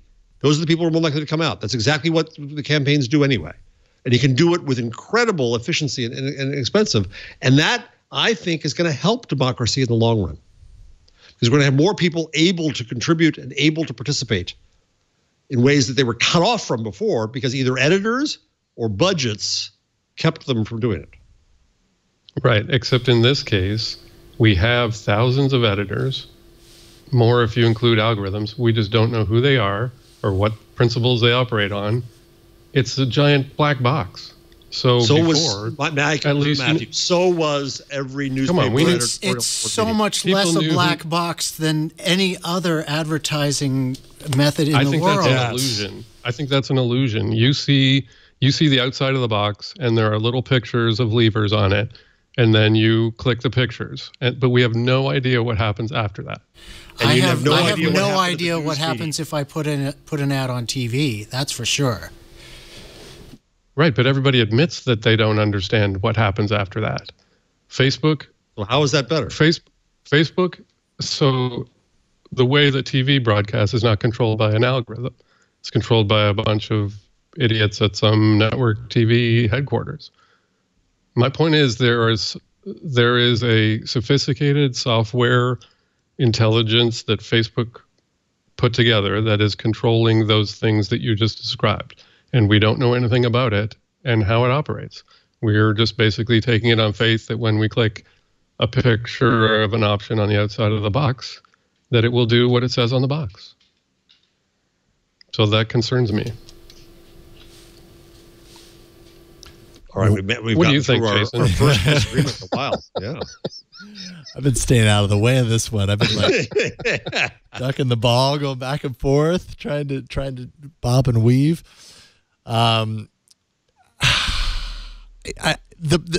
I stand is I'm just utterly confused when it comes to this topic because I identify on both sides. Like on one hand, I completely agree with you, Jeff, that there is such a thing as having the ability to exercise free speech. On the other hand, I agree with what Mathew's saying, like that the scale and the control of a single company having access and such influence over such a wide range of communication throughout humanity, throughout the technology-infused humanity that we live in today. I get confused by it. Like, honestly, I get overwhelmed by it because I think we have less control. What's that? I understand that argument. I hear that argument all the time, but there are far more voices that ever before could get in. So even though it's going through a few companies now. For now, I don't think that's going to last. There's more voices than we could ever have. So there's less control than we had in the days of Mathew's and my business in newspapers, where you had one or two newspapers in a town. And I agree. So there's more people inside the giant shopping mall that Facebook controls. And they let you put up posters outside the Tasty Freeze or whatever, and you think that constitutes freedom of communication. I think it's a lot better than what we had before, yes. And I think that it's not forever. I mean, so the other thing is I think that the internet right now is at a stage, I'm about to write a post. I haven't written it yet, but I'll give you a preview. The internet's been so far is all about speaking, not about listening. The internet is about the freedom of speech that everybody can speak. And the next phase we need in this net is one of judgment, selection, expertise, authority, and so on. And I don't know if you remember the name Samir Arora. Do you remember that name, Mathew? He was the CEO of Glam, which was a big blog network back in the day. I remember. So Samir has a new company that he's talked about hardly at all, what I'm going to write about soon, called Sage. And it's not really up yet, but it's an expert network. And what Samir found was that he could take 100 experts and have them pick experts, and he gets to 1,000 experts, and then the AI learns what they're doing, and they can get to 2,500 experts. The first topic he's tackling is just travel, destinations, because that's a very finite thing. He's not doing something complex like news, politics. But in that area, then he can find out who has credibility and who does not, and has a whole way to make that judgment so that you can come in and find an expert in sushi or find an expert in keto in Tokyo, and start to understand that level of expertise around that. So I think we're going to find ourselves in new structures. What Twitter and Facebook and the web have allowed is everyone to speak, and as you can hear, I celebrate that. But it's messy, and it's not as useful as we want it to be, right? It's not the Yahoo days of, hey, we have 5 new sites on the web today. Here they are. Right? So it's gotten so huge that we can't deal with it. And I think we're going to start to experiment more and more and more with systems of quality. Now, the problem with that is that's going to be exclusionary again. It's, what's the black box there? There's going to be all kinds of problems there. But there's a flight to quality we're dying for here. And the way we're approaching that now is by trying to tamp down the crap. What we should be trying to do is find and define and highlight quality. But we'll see. It's, as I'm fond of saying, it's 1475 in Gutenberg years. It's early days, folks. Early days. I think it's easy for me to get overwhelmed and confused through all of this because of all the changes that we've seen, even in the past couple of years. It's, I'm sure you would all agree, it's dizzying how quickly things are moving right now and how chaotic it all feels. I would hope to have some sort of assurance, even though I know that's impossible, some sort of assurance, Jeff, that if what you're saying is true, that 5 years down the line or however long it takes to get to this place where, hey, that was the painful part, and now we're to this. Sorry, bud. You know what I mean? Like there are no assurances. Nope. But I think that's what holds. I think that's what holds people back to kind of truly buying. You know what was between it's hard. The invention of printing and today? The 30 Years' War. Yeah. Right. Right. And much more, and peasants' wars, and the Reformation, and all kinds of stuff. We're going to go through huge and painful disruption. I think it's just inevitable that we'll have that. But we have choices now, so we've got to try to inform those choices. And my problem with regulation in Europe is that it presumes that the internet is done, and it ain't by a long shot. So no, I have no comfort for you at all, Jason. Thanks. Go hide in a doghouse somewhere because it's going to get worse. All right. Well, that's a optimistic note. The Google Changelog. Oh, I'm awake. I'm awake again. I'm ready. Let's do this. It's time for the Google Changelog. Thank you, Karsten. Bravo. Karsten's there with the horns to wake us up and cheer us up a little bit. Woo. That was a doozy right there. All right. So what things are happening in the world of Google that has nothing to do with what we were just talking about? New travel search features. Aren't you excited to hear about this? New travel search features are released today. Apparently within search, something called When to Visit, a feature that shows peak traveling season in a location that you might be searching for, cost for travel in those peak seasons. This is such a change of pace from where we were 60 seconds ago. Also, where to shut up, Jeff. Where to stay feature shows best places to stay, what they're close to, average cost of a hotel there. I'm the optimist. And personalized hotel recommendations. Are you? Yeah. So there you go. Travel features to look forward to, or maybe you're really interested in AI development with Google. If so, you might be interested in some new features with the Coral hardware kits for AI development. Coral Accelerator module. Here's a bunch of things I don't quite understand because I'm not developing these things, but multi-chip package with custom edge TPU and PCI and USB interfaces, shipping Q1 and Q2 in 2020. Also, the Coral Dev Board Mini, which is Tensor on a chip. Yes, Tensor processing units on a chip. Small, low power, low cost alternative to the Coral Dev Board with a MediaTek 8167S system on a chip. And Coral Accelerator module. That's the first half. Do you understand what you just said? No. Neither did but I. aren't those Matthew, specs did you get sexy? that? Thank you for admitting it. Yes, I appreciate Sometimes it. I just write down the specs and hope that the right person hears it and goes, "Oh, okay, I care about that." Stacy will be back. Yes, next exactly. week. If Stacy was here, she'd care. She'd tell all of us what that all means. Put this on the hold so we can get Stacy to explain it next week, will you? If you happen to order a Pixel Slate, this is totally more in my wheelhouse. If you ordered a Pixel Slate on Black Friday, you may be wondering, why don't I have that Pixel Slate I ordered on Black Friday? Well, apparently they've all been really delayed, and you're not alone. Many people have been affected by this. Sale worked. Yeah, so much so that Google says they sold too many compared to their stock, so that's been the reason for the delay. Now they say they should start shipping mid-January, so mid-month, probably not more than a week from now, hopefully. And they will include a $50 appeasement. So you get a Which, by the way, I read that. Isn't that a weird appeasement phrase to give to consumers? Yeah, appeasement is a little strange. Payment. Appeasement payment. We want to appease you. Here, have $50 to spend in our store. So look for that if you want the Slate. Climacell is apparently partnering with Google Cloud to launch new high-resolution forecasting models for weather data. A model with forecasting over 48 hours, resolution of 2 kilometers, 15-minute timestamps, and it'll serve as the foundation for weather products from Climacell that actually do things like predict floods, air quality, all that kind of stuff. And apparently they're making the data sets publicly available for anyone to use. So that could be handy to all 5 of you. Google Play Movies and TV is going to gain support for HDR 10 Plus in 2020. This according to Samsung at CES. So Samsung apparently made this announcement. I think it was in connection with some of their TVs that have this feature. Well, Samsung is behind the HDR 10 Plus standard. Oh, well then that makes more sense even. So yeah, this is how to do HDR without paying Dolby a whole bunch of money. Got it. All right. And that makes a lot more sense why Samsung would be the ones to make this announcement. I was like, why wouldn't that come from Google? But there you go.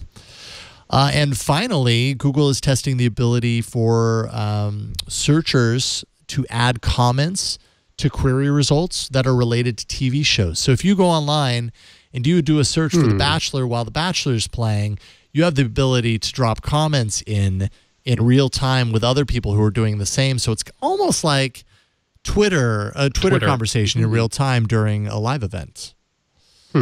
So that's through search, which is what's weird. Yeah, kind of I'm neat. sure that will go well. Kind of weird. 97th effort from Google to get social.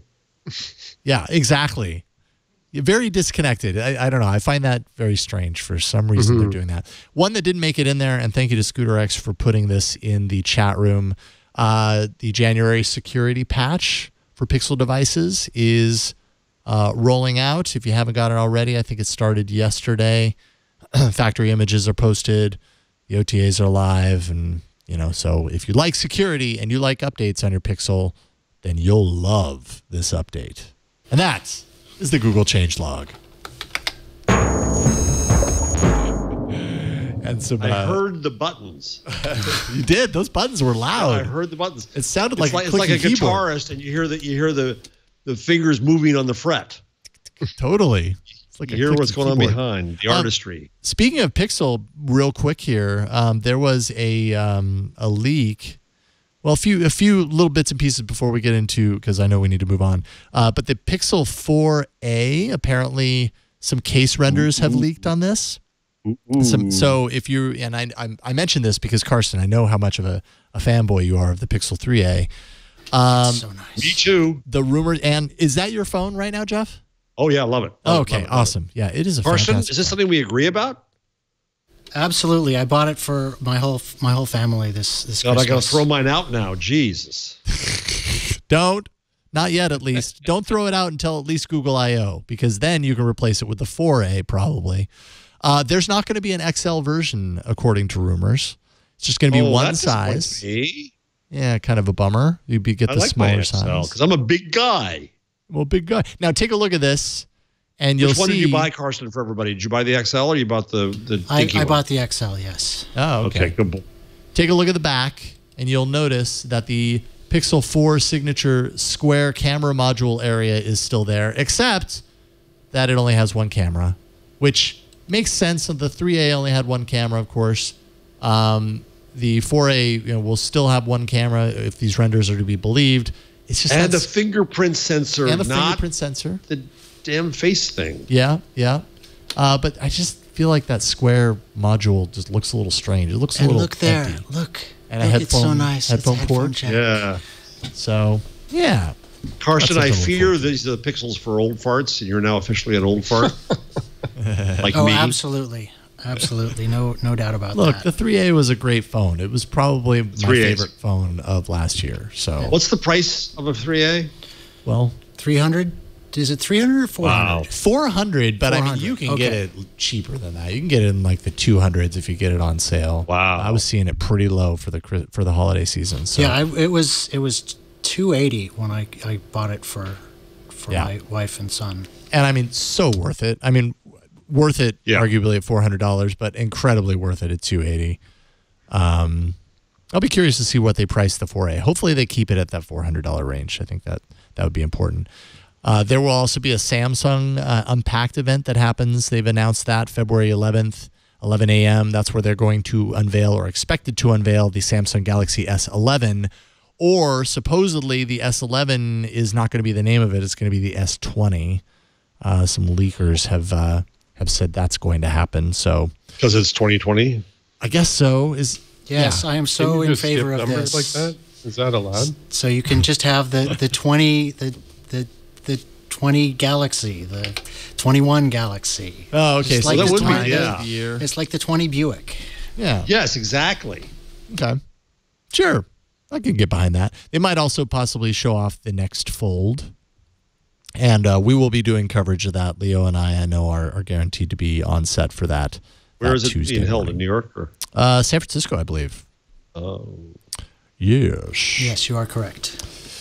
You are correct, sir. Anything else? Anything that we've missed? There's infrared photos. Okay. Yeah. So I could show That's pretty this, weird. Show this off real Wait, quick. what? So Wait, what? there is an infrared camera on the Pixel 4, right? That's how you do the fingers, the face scanning. Right. So if you go, I don't know if you have my overhead. We didn't set it up prior to the show, but it's probably already set up for our last night's All About Android. But there is an app called Hedge Camera. There you go. Let's see here. Hold on. Okay, overshot. there we go. There we go. That's a better shot. Hedge Camera. And there we go. I've got my infrared shot. Okay, JRB, turn off all the lights in the studio. Oh, okay. So let's see what happens. Oh, he did. Hi. How's it going? pretty I'm in black and cool. white. A crisp and clear VGA quality video. So, yeah, if you want to do that, now you can. I don't know why you'd want to do that, but you can. Is it now completely dark in the studio? Yeah. Oh, it's very Twilight. Yeah. Oh, I like that. Yeah, it's pretty dark. Mystery host. That's right. And Matthew, you and I stand out now. Yeah, we sure do. I could take an image. Yeah, there we go. I'll replace myself with my infrared shot. See, that's perfect if you want to do a show about haunted houses or something creepy like that. Yeah. Or privacy. Ooh, let's do that. Let's I'm do the haunted host who doesn't want houses. to be known. Yeah, we've got haunted house expert Karsten on the line. He builds them every year.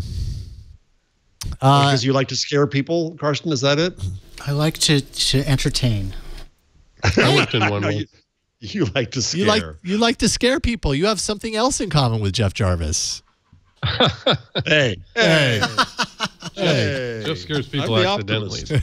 Right. All right. I think we're good. How's your cold hanging up there, fella? Well, my voice is getting a little crackly, but that's okay. You need a fisherman's friend. Yes, apparently I need one of those.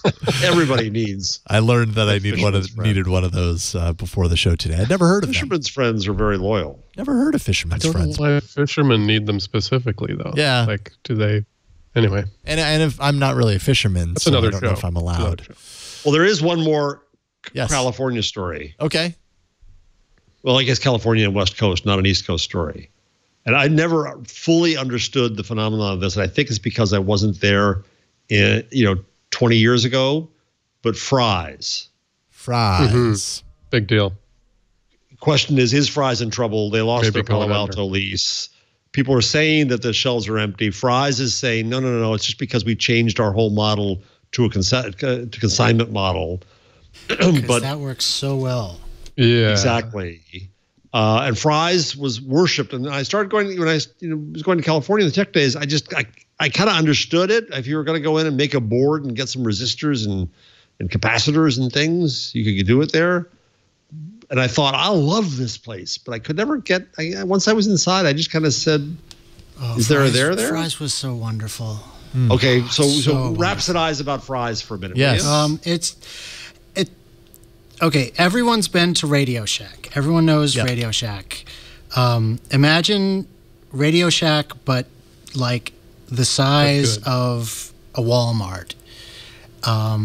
And just rows of boards and capacitors and things that... and amps and things you don't even understand.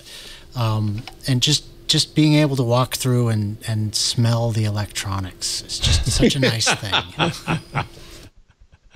There's nothing quite like the smell of transistors in the morning.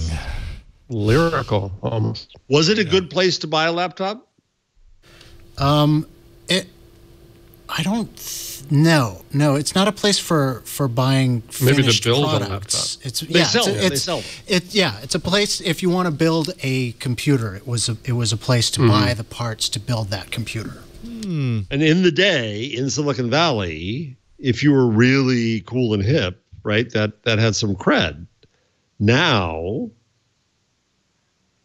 does anybody really build boards anymore? Well, gamers build game PCs, but that's a pretty niche market. Yeah. Not as much as there. I mean, with the maker movement now, there's a lot of board building and buying of products, but not enough to support huge stores. But no. I mean, you get all that stuff from AliExpress now, so there's no point.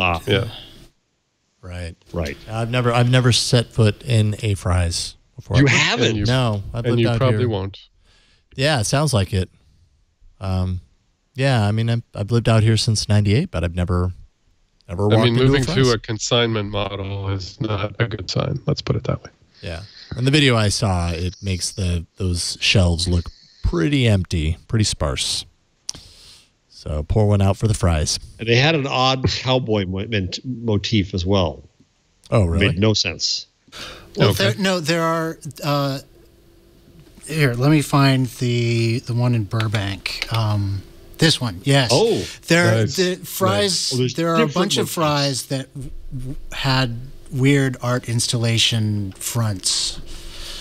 This was an alien crashed into it, and there was actually a UFO inside. And there are a bunch of other ones that. I see. Wow. Okay. Oh, okay. Nice. All right, that's smart. Yeah. That's so geeky. Yeah. Love it. Yeah. Well, I hope they put some money away for a rainy day. Yeah.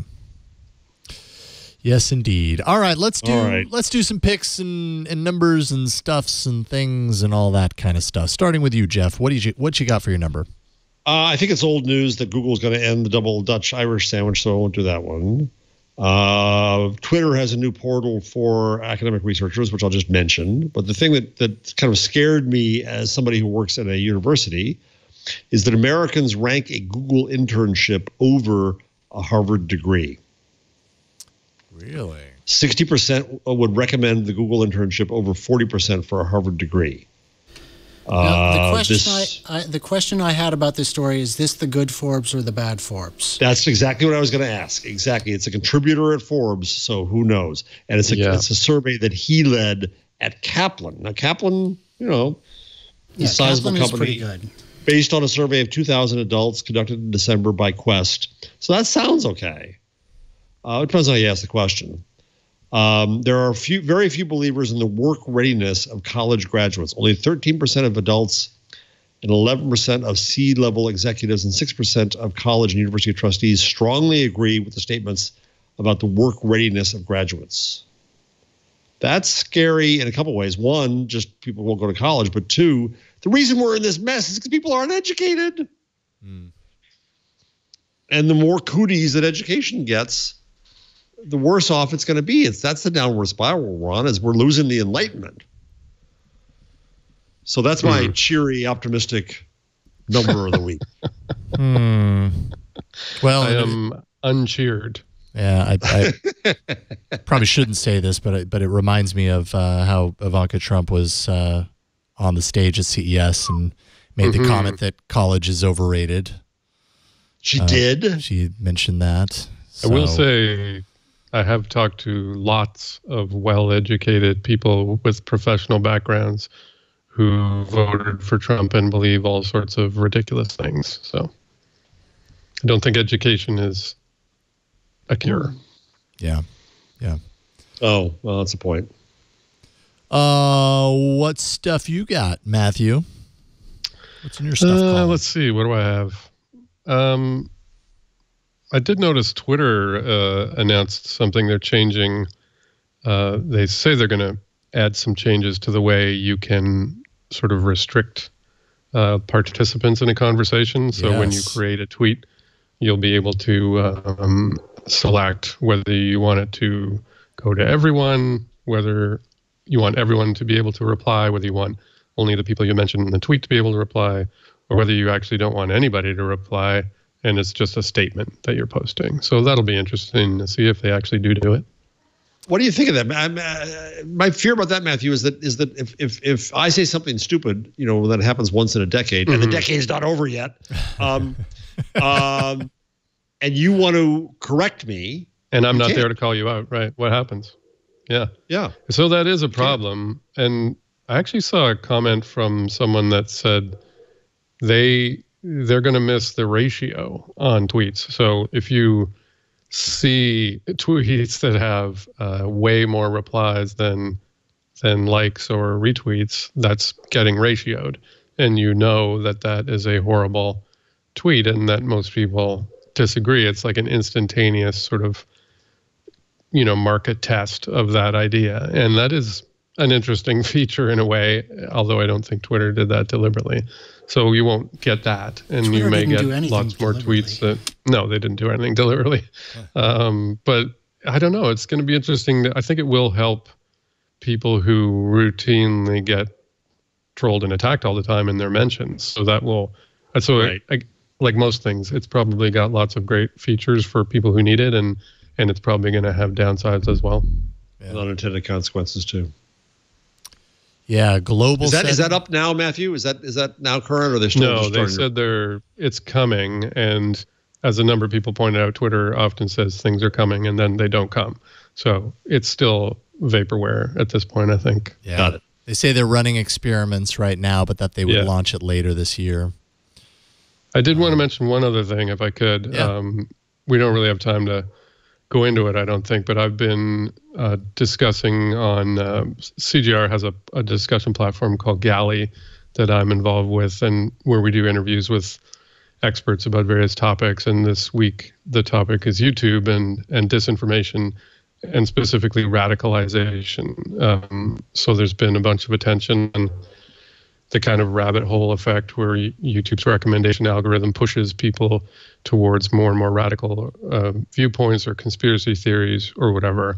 And so we've had a series of interviews. There was a study that came out just before Christmas in which the researchers said they showed that this does not happen. And in fact, YouTube actually has a de-radicalizing effect. There was a huge amount of criticism about this study and the way it was done. And so I spoke to the researcher, one of the co-authors, and I also spoke to Kevin Roos of the New York Times, and to Dipayan Ghosh, who's a fellow at the Harvard Shorenstein Center. And in particular, the reason I spoke to Kevin was because this researcher specifically called out the New York Times for its story about how someone was radicalized by YouTube. So it's a huge amount of debate about that topic, and so it's been kind of fascinating to dig into it. Anyway, the interviews are at gali.cjr.org. Nice, interesting. Good. Yeah, I read that the Medium piece that I think you're talking about. That's in the rundown today, and kind of came out of it scratching my head. I was like, okay, well now I don't know what to believe anymore. Yeah, you're just confused. You know what, Jason? You know what? I got a cold. It's the cold. It's the cold. Yeah. Thank you. I mean, the bottom line is it's difficult to make any conclusive statements because we don't get enough data from YouTube to do the research that needs to be done. That's the Mathew. You're absolutely right. That's the first problem. And YouTube's Twitter is the best, and they're trying to get better. They have, as I mentioned, this new portal for researchers. Facebook and YouTube are awful at giving us data. But the other problem is, tell me if I'm wrong here. I know you will. How we cover studies, academic studies in media, right? We take everything as the final word when not understanding that it's a process. That studies come after and they do a small slice and they try to go after one thing, and that's additive, and it's something that people can test and they can argue with and they can recreate or not. But media comes along and says, wine will save you, wine will kill you every other day, and never understanding this additive process of research. And I think there was a little bit of that in this case. Yeah. There was, but there's also another interesting aspect. If you look at the things that this co-author has written on Medium and on Twitter, I think there's a push for, if you think of academic research as media or content, there's a push to make your research more interesting or to get more attention for it. Accessible. Because by doing that, you then get research grants, or you get a higher profile in your industry or whatever. And so I've noticed at least more and more research papers that are being much more controversial, or taking a much more, even the titles that they use for papers are because they're basically trolling journalists to try and get them to write the stories that you're talking about. Which is why the conversation started. You know the site called The Conversation? Universities subsidize it to get journalists to take academic research and then translate it into human speak, so that research gets more attention and more impact. But what you just said, Mathew, is interesting. And of course before, so I just, let me, hold on a second. I'm back. So I'm doing my Gutenberg research, and there's this series of books, of like 70 books from the company Brill. This book costs $185. I got it from the New York Public Library. Thank you very much, New York Public Library. And why? Because if 200 people buy it, that's fine. That's a good business model. The author has probably wrote it for free. It's a bunch of academic papers. That model starts to go away. So what you're raising the curtain on, since now it's your turn to be dystopian, Mathew, is academic clickbait. No? Yeah. And I think it's a real scary phenomenon. It has. I've at least noticed it, and researchers that I've talked to have noticed it as well. There are sites now that specialize in just that kind of research. They're effectively content farms, but for clickbait academic papers. So what you'd think there'd be some kind of reputational harm to the academic that participates in that, or are they just publisher parish institutions? I mean, I would hope that eventually, if you did enough of that, there would be reputational harm. But just the focus that academia has on how many papers have you published, and what journals have you been in, and who have you been cited by. I mean, there's definitely, it's not that different from how many articles did you write today, and did they get on TechMeme, and how many clicks did you get? Yeah. You move from publish or perish to click or die. Yeah. And people do what you incentivize them to do, effectively. Sure. So. And there'll be no place in the world for smart, educated people like Karsten who make up entirely new words. Yeah. There's no place in the world for me like to translucentized. No, there isn't. What was it? What was the word again? What was the word? Translucentized. Translucentize. Yes. Translucentize. Oh. Translucinate. Maybe we can hone this a little bit. That's a different thing. Yeah. You can't improve on Karsten. It's true. It's true. I'm trying to make it a verb. Show title? Yeah. It is. Yeah, probably the show title. My thing isn't a thing that you can do. It's just a thing that I saw on Twitter that I thought was neat. This is how I am doing today. I'm just putting something in here that I think is neat. MKBHD on Twitter tweeted out from CES a fully functional piano that is made entirely of OnePlus 7Ts. Nice. And it's so nerdy. I love it. It's like the combination of things that I love, technology and music and doing neat things. I don't know if you have any audio on this, but you can hear it. I mean, it sounds pretty good. Are the phones making the noise then, or is it just being used as a keyboard into a Moog? Well, that's a good question. I mean, I don't know if each phone is outputting its own sound. That's a really good question. Really wouldn't work, I don't think that would work. I mean, that is so sweet looking. I love it. I would love to be able to make non-music. In the middle of your minuet, one of the phones rings. Yes, right. Yeah. Or accidentally backs out to the home screen right in the middle. So that's like a $3,000 keyboard, or? Well, yeah, I guess the 7Ts. How much are they? They're like $600 a pop, I believe. 500, somewhere around there. I couldn't count how many there were. Yeah, I'm guessing there's probably like 12 phones ish. Well, how many? Let's do the math. How many keys on a keyboard? 2 keys each, or 4? Divided by 3 equals the phones, right? Was it 3 per? 88 keys. 88 keys, yeah. Does that include the black keys? Yes. White keys? 88 keys. Yeah. Oh, wait. Yeah, that does include the black. I'm counting 17 phones just by looking at the video. That it could be off. Could be off. But that math doesn't work. That's super cool. I love it. That is cool. And it sounded good. Like, it sounds great. But again, you run into that kind of that disconnect of what we were talking about earlier of typing on a flat surface. Yeah. Doesn't work. It's the same thing with playing music. Feedback. Yeah, you need a little buzz when you hit it. That would be nice.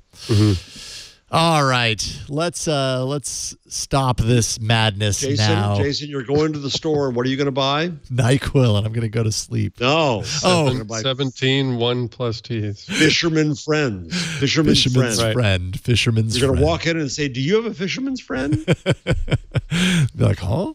Yeah, a sailor. I've never heard of it before. What can I say?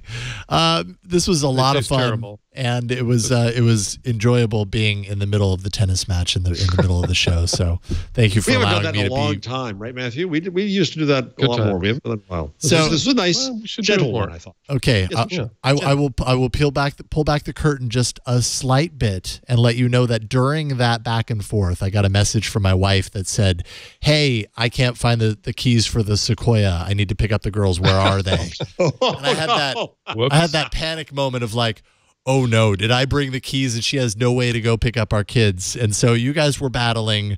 I was like messaging back and forth with her. Okay. That's why I wasn't talking initially. And then trying to enter back into the conversation, I was like, oh my God, this is just not Did you have trouble, Jason? No. I knew where they were. No, okay. I told her, they were in the little You are just use in the gym bag. Go for the sympathy. In the gym bag. I was a little worried there at first. I was thinking, oh no, what's going to happen? But then that's the kind of thing I do. Yeah. But then I realized I remembered where they were. That's not usually how my brain works. So I'm happy about that. Mathew Ingram, Chief Digital Writer for the Columbia Journalism Review, CJR.org. Mathew, I love doing shows with you. Thank you so much for hopping on for having me. This Week in Google this week. It was great to see you again. And, of course, Jeff Jarvis, buzzmachine.com, at Jeff Jarvis on Twitter. Pleasure to be with all of you, including and even Karsten. That's right. Thank you. Big thank you to Karsten. Actually, especially because Karsten, you were jumping in there on that conversation when I wasn't, so I appreciate that. I got your back, fam. Thank you, Karsten, for everything that you do with Twig. And thanks. Do you have a signal there of take the camera off me? Was that me? Do you guys just have a little signal of when security now goes? Leo said when security now goes once he's going into a soliloquy. Yeah. Right. Steve knows Leo can go to the bathroom. Right. Yes. Leo's doing the board in there, right? Right. On his own. Yeah. Do you have a big studio signal that says "Get me off the camera"? No, I don't. I just kind of sit here and wait, and then once the camera goes off of me, I itch, and I go, "Oh, I can finally itch." I was eating my. So if you started hacking or coughing or something, if the camera's not on me, I do have the ability to mute my. Mute. Okay. So I can at least do that. But yeah, it would be weird if the camera was on the wide and I'm like, motioning to Karsten. So I just wait until he takes one of your cameras. All right. So twit.tv/TWIG, twit.tv/twig is where you can go to find all the information about this show. All of the episodes that have ever been recorded of This Week in Google could be found there. All of your subscribe links, audio, video, details about when we record, which happens to be every Wednesday, 4 p.m. Eastern, 1 p.m. Pacific, 2100 UTC. I'm imagining next week going to be back to the normal lineup. That would be Jeff, Stacy, Ann Pruitt, and of course Leo Laporte sitting in his chair. Whether it has wheels or not remains to be seen. We'll check in on that next week. And of course, Karsten will be back next week as well. I will not, but I always enjoy sitting in this chair for This Week in Google. So thank you for welcoming on the show once again. And we'll see you next week. Take care, everybody. Bye.